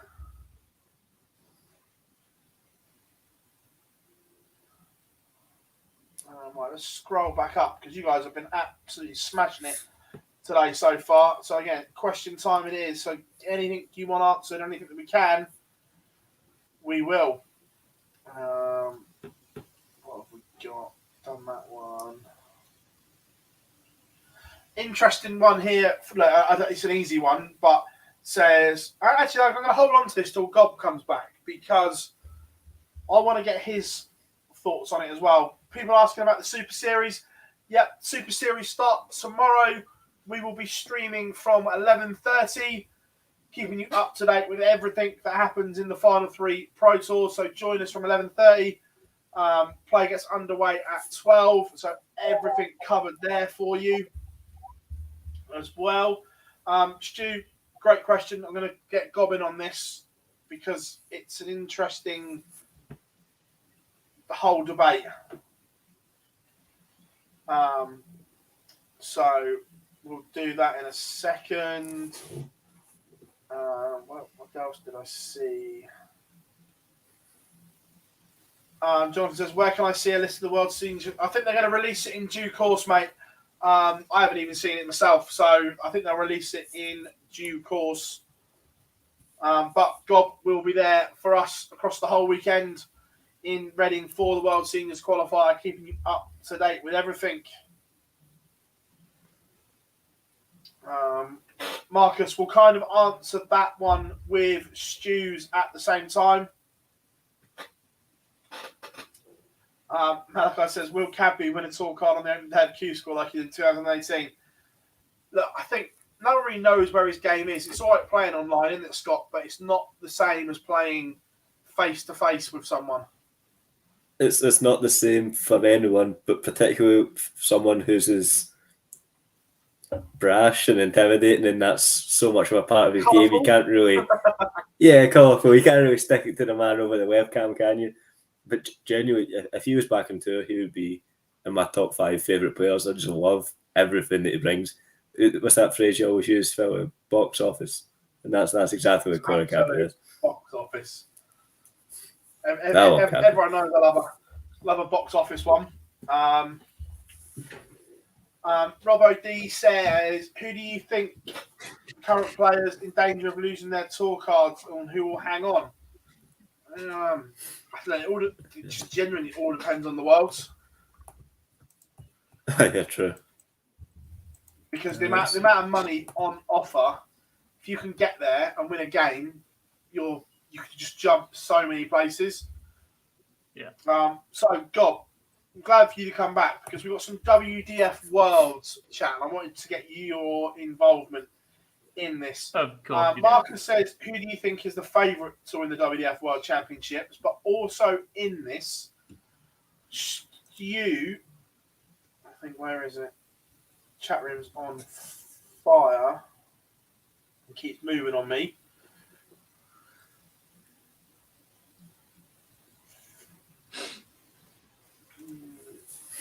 Can't find it, but it was along the lines of Jim Williams has got to make a choice whether he plays in the PDC Worlds or the WDF World. I think that's an easy decision.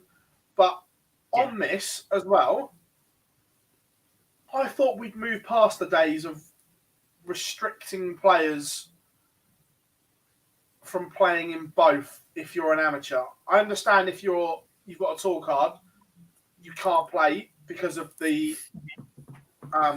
TV bit in your contract, but I'm not found the WDF implementing if you play in the PDC World, you can't play in ours if you haven't got a tour card. Not sure I'm a fan of that. No, not sure about that. Look, Jim Williams can't play in the WDF World Championship to start with because as of the final day of the PDC World Championships, he's a tour card holder. So he's immediately out of the WDF, unless he opts to not take his tour card. I still think he can because you don't officially get your tour card until the first Pro Tour when you go to the new tour card holders meeting and everything like that and sign your paperwork. So I think he possibly could on a loophole.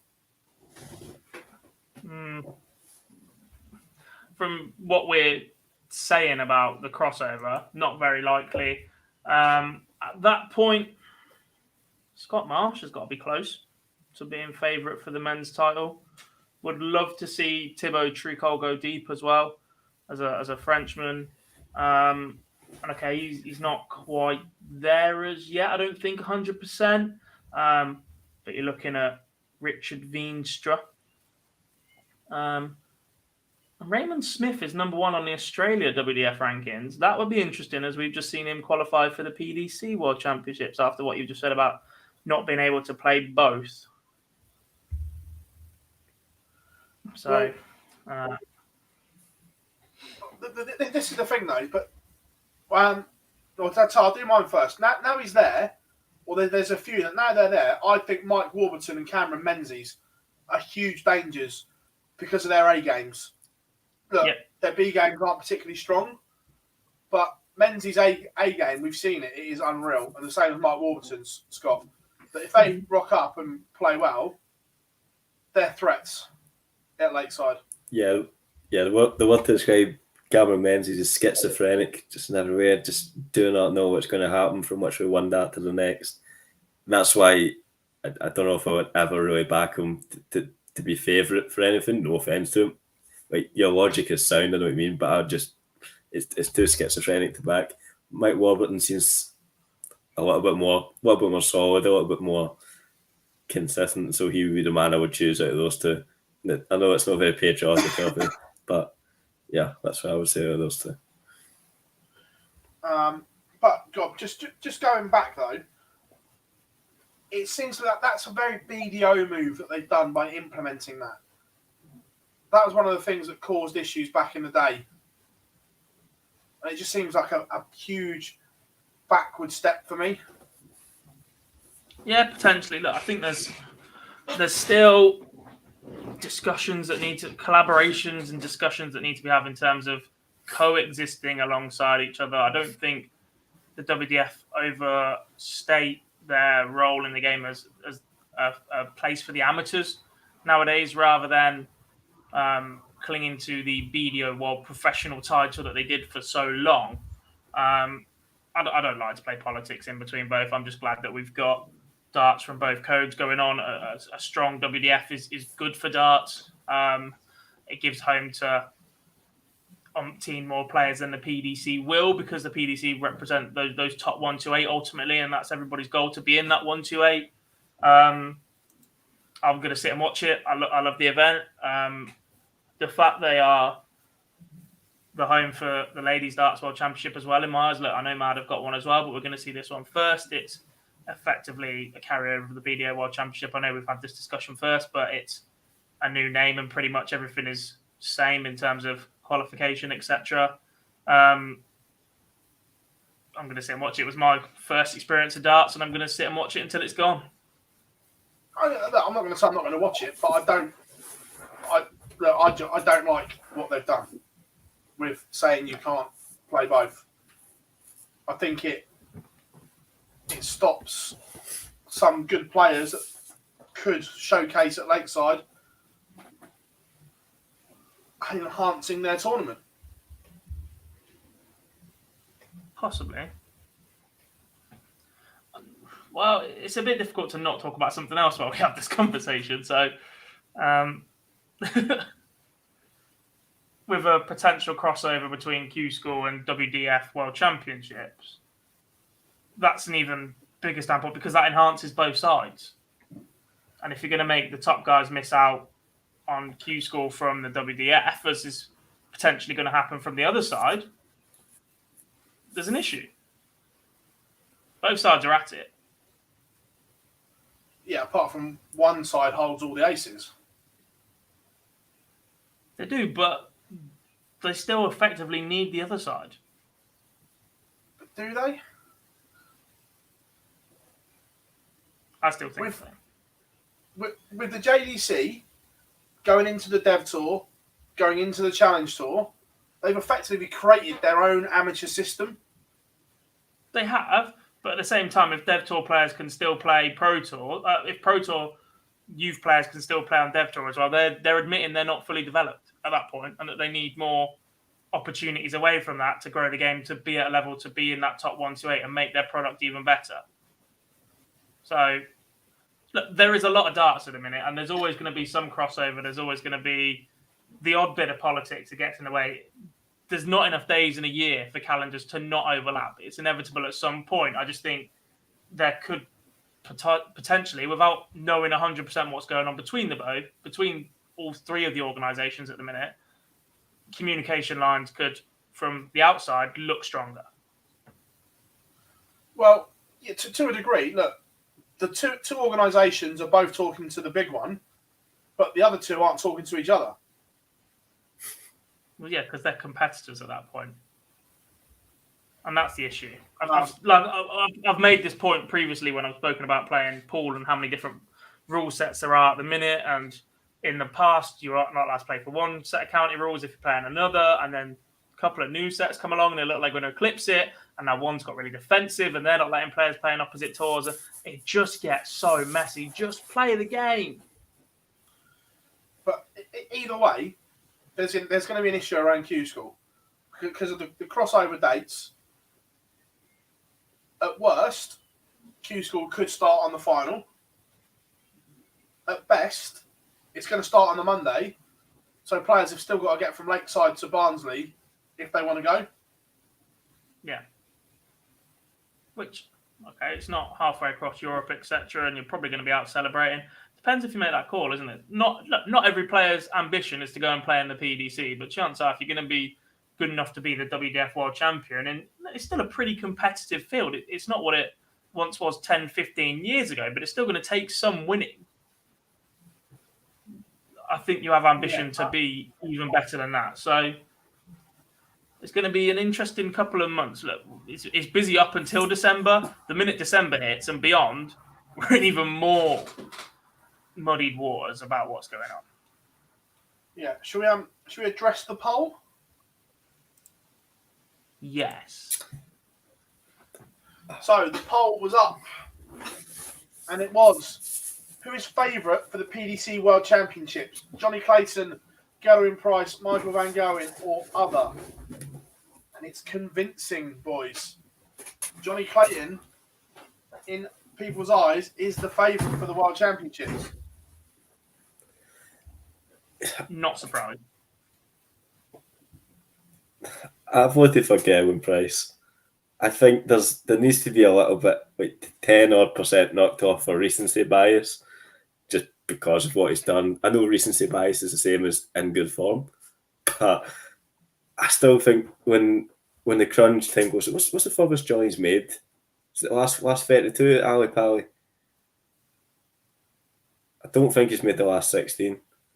So until he it's a ranking tournament that he doesn't have the best history.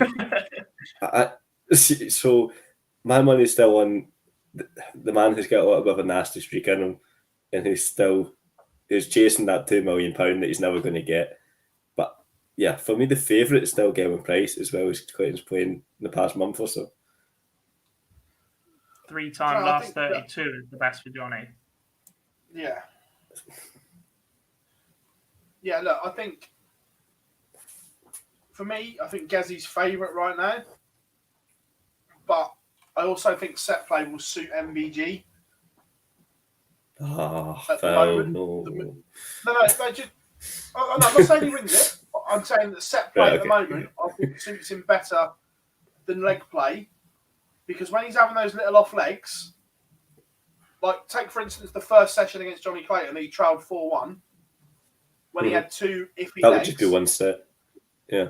Or he still might even win the set because it's just two legs in the set. Yeah.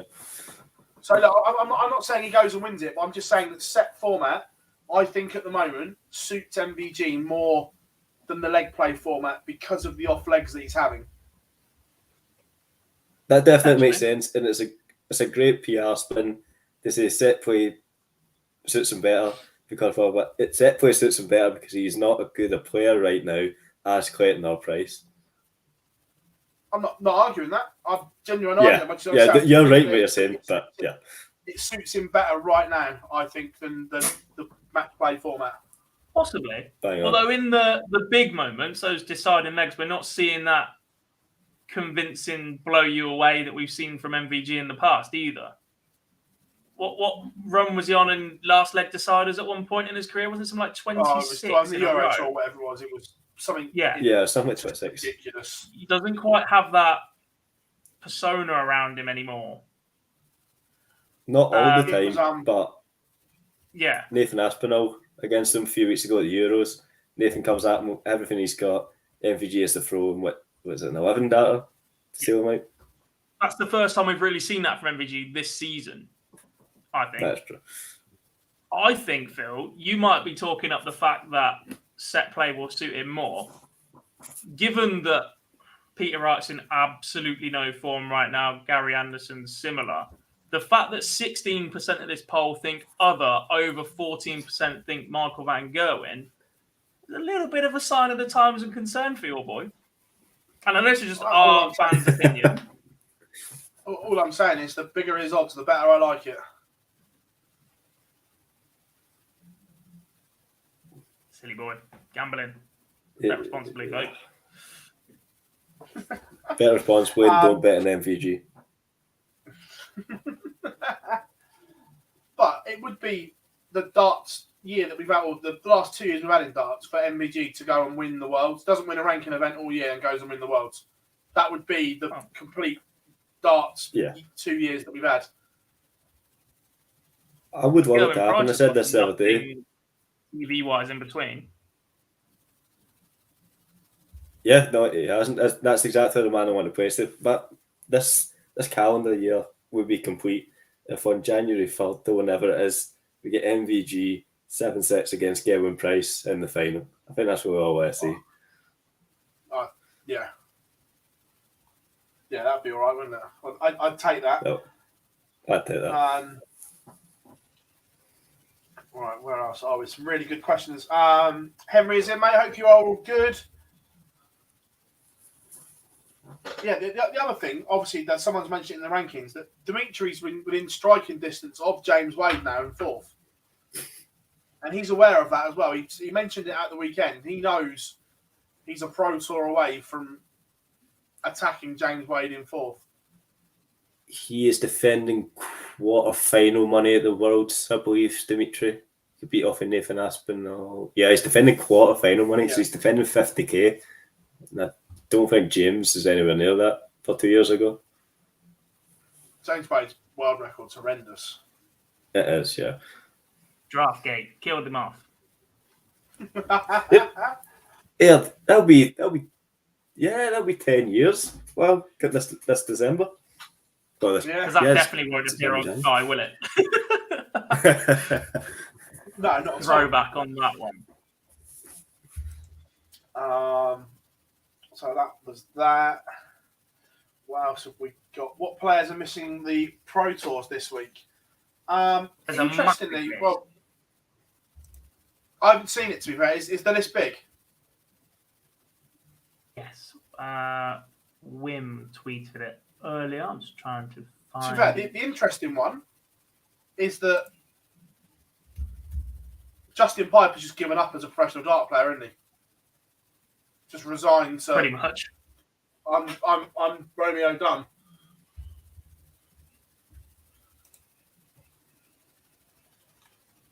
Oh no, Prime Wallace tweeted it. Wesley Harms, Daniel Larson, Harold Leitinger, Zoran Lurchbacher, Robert Marjanovic, John Michael, Gert Nenchez, Darren Penhall, Justin Pipe, Gerwin Price, Christo Reyes, Kirk Shepherd, Stefan Siepman, and Michael Unterbuchner have all withdrawn, as has Jeff Smith now.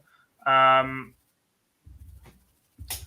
heard potentially that Zonneveld will play in the EU Development Tour rather than the last 3 Pro Tours as well, given that he's second in that order of merit, and that would backdoor into the World Championships that way. Oh, another one that's looking at a backdoor entry. Yes. He is $3,000 behind Rusty Jake, I think it is, but I believe he's second on that order of merit, and if he was to go and attack that this weekend, he'd get into the World Championships. Do we think that the PDC will bring in a rule next year around these players that have not played in any Pro Tours? Because let's be brutally honest, it's a joke. I still don't think they can. I still think by winning a card, it's their prerogative. And the fact, if they didn't have a feeder system and events were running without full capacity, then yeah, definitely. But the fact that the Challenge Tour Order of Merit, or should be the Challenge Tour Order of Merit, let's not start certain people off in the chat room that are now Challenge Tour Order of Merit top 8 but didn't get there in terms of Q School, which has always been the rule and change mid-year. Another rule change. It's disappointing, it's annoying, it's frustrating, but by winning a tour card for 2 years, those players have the right to pick and choose what events they play in. And whilst not playing in LE is not a good look, it's just not great.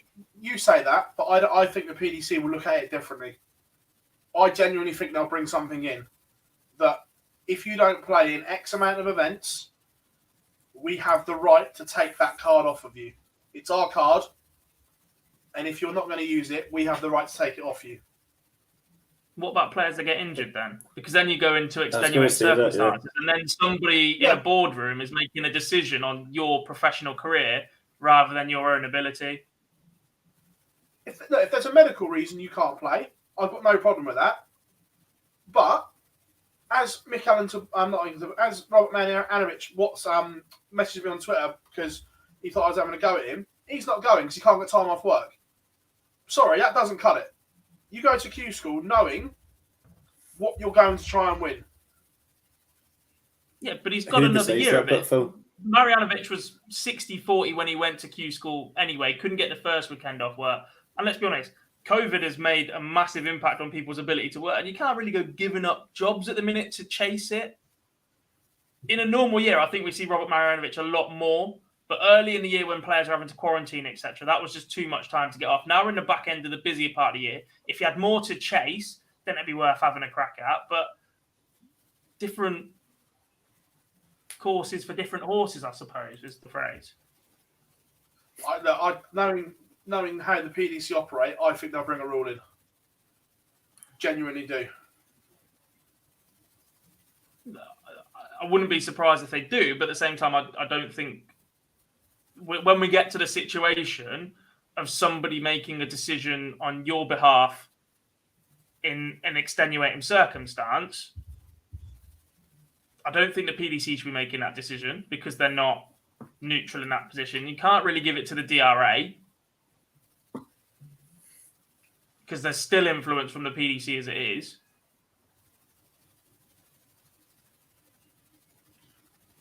It's a golden ticket, but the thing is, you win it, you have that right for 2 years. It's part of it. PDC don't look at it that way, mate. They look at it, it's their card. Then they need to change their system. We're having this debate an awful lot at the minute about what the PDC do and what the PDC don't see and what's best for them commercially. They set the framework for their entire tour and system. If they want to start making all these adjustments and picking players, overhaul the lot. Instead of picking and choosing what events suit them, which and don't. As I've said in WhatsApp, that wouldn't surprise me. I don't think they're going to overhaul it because it's too much work, too much effort, and too much of a big change. And you get the potential of their big guys missing out. At some point, either sport and competition has to take its natural course, or every decision has to be made by the PDC. This in-between flick and decide when it suits them best is no good for anybody because they're not spinning that line anymore. No, James, they wouldn't kick price off, agreed, but they word the discretion right that they could do it to player X if they didn't want to drop someone. Why? Why is Price deciding not to play Pro Tours any different to Marjanovic? If he decided to not play a Pro Tour next year because he's pretty much guaranteed to qualify in anything. Because Price is commercially viable to their brand and business. Which is ridiculous. Yeah, but, mate, we all know how Barry works.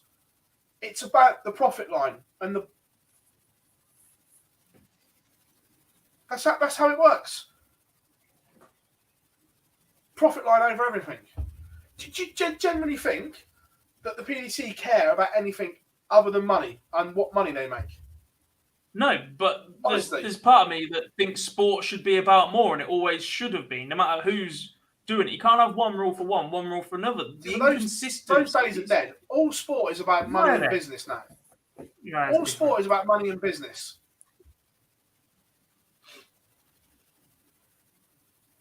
Everything It's a and sorry everyone state of affairs.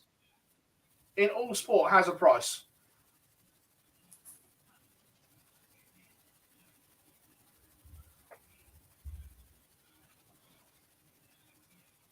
You can't replace just the natural storylines and twists and turns you get in sport for me.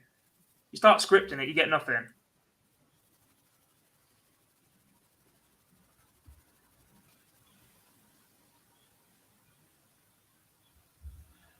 James says they'd have to apply it across the board, but they don't. They don't do it now. But if you bring in a rule saying you have to play an X amount despite extenuating circumstances, and Going Price is not carrying an injury next year and decide to not play in any of the Pro Tours, how is that an extenuating circumstance because he won a trophy last year? Because how I think they'll word it is your first 2 years is like your driving license. It's probation. So when you win that tour card, in your first 2 years, like when you're driving, if you get 6 points within your first 2 years, we can take your license off you. Same with your tour card. In that first 2 years, if you don't play X amount of events, we can take your tour card off you. How long was Crystal Reyes had his tour card for, though? He'd fall into the bracket they couldn't touch, but there's a lot that won their cards this year or last year that haven't played in an awful lot.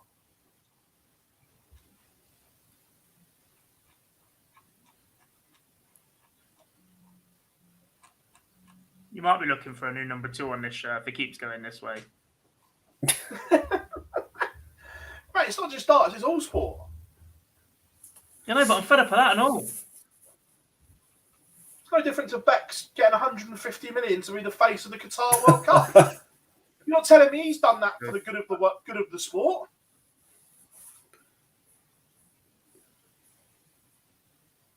I'm sure he's looked at their human rights record and gone, I'll tell you what, I'm going to turn that 150 million down because it's not right for me to take it.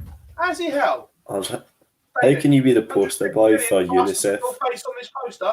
Okay. Unless he's the poster boy for UNICEF and the Qatar World Cup. I don't know how does a man do that? Exactly. And that's my point, that it's about the bottom line.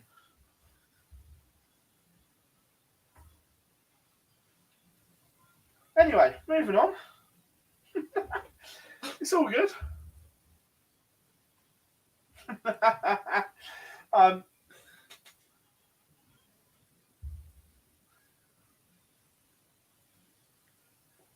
Marcus says, why do you have to go to Q School to play on the Challenge Tour? Plain and simple, mate, because they get 450 quid off you. Q School makes the PDC around £500,000 a year. Yeah, but the second part to the question from Marcus is, if you didn't have to go to Q School but could play on the Challenge Tour as an open entry, you wouldn't get players qualifying for tour cards that don't intend on it? You would, but then comes down to the bottom line, that the PDC want their money. Realistically, who's the lad that got banned by the DRA? Ginger lad that's rubbish. Nathan Richards. That's the one, right? Realistically, morally, is it right for the last 5 or 6 years that the PDC have taken 450 quid off of him for Q School, when in all honesty, he's going to struggle to win a game in a pub, let alone on the Challenge Tour at Q School? Is that morally right? Did they take it off him or did he give them it? As long as you're marketing Q School and being a pro is a dream factory, you're going to get it. Yeah, but and you cannot deny dream factory narrative doesn't work anymore because they're still selling it. When they stop selling it, I'll stop believing that sport has a higher moral compass than lining 6 people's back pocket. Here you go. And the reason that narrative of the Dream Factory doesn't work is regular players on the Live League have earned more money than a lot of the lower end tour card holders. Next year, there is a very, very good case that those ranked 70 to 128 are better off not having a tour card. Exactly, that's what I mean. So that Dream Factory narrative doesn't work because it's not a Dream Factory. Chris, Challenge Tour does come with entry fees. It's only Pro Tour that you don't have to pay to go. So you have to pay to go to Q School, and then you have to pay per Challenge Tour event, plus your hotels and costs and everything. It's only the Pro Tour that's been scrapped off, and the players pay a 1% levy to the DRA, or no, not DRA, No, the PDPA. The PDPA, who then in turn cover their entry fees, so they make it back off the 1% prize money that everybody earns. Yeah. So nothing is free. No. So the players still are paying. They just haven't got to physically pay it to enter. But like someone said, we've gone into overtime tonight, boys. It's been a good show. It's been full of talking points as always. Enjoy the tangents. Yeah, Nathan Rafferty we go off on screaming we go off each on other. one. It's what happens.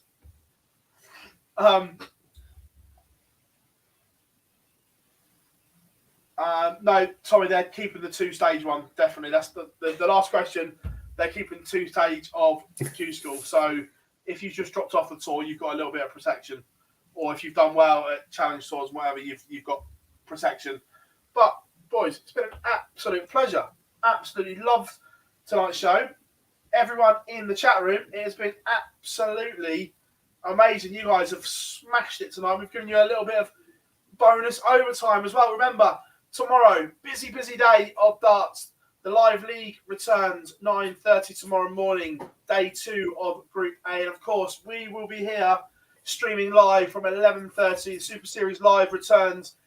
It is myself and Charlie tomorrow. Charlie coming back again for a couple of days this week.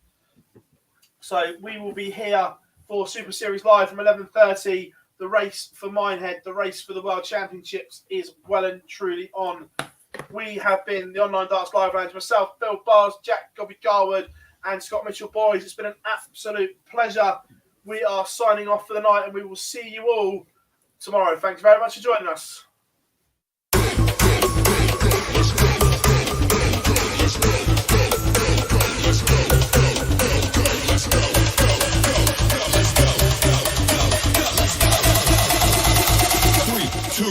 Let's go.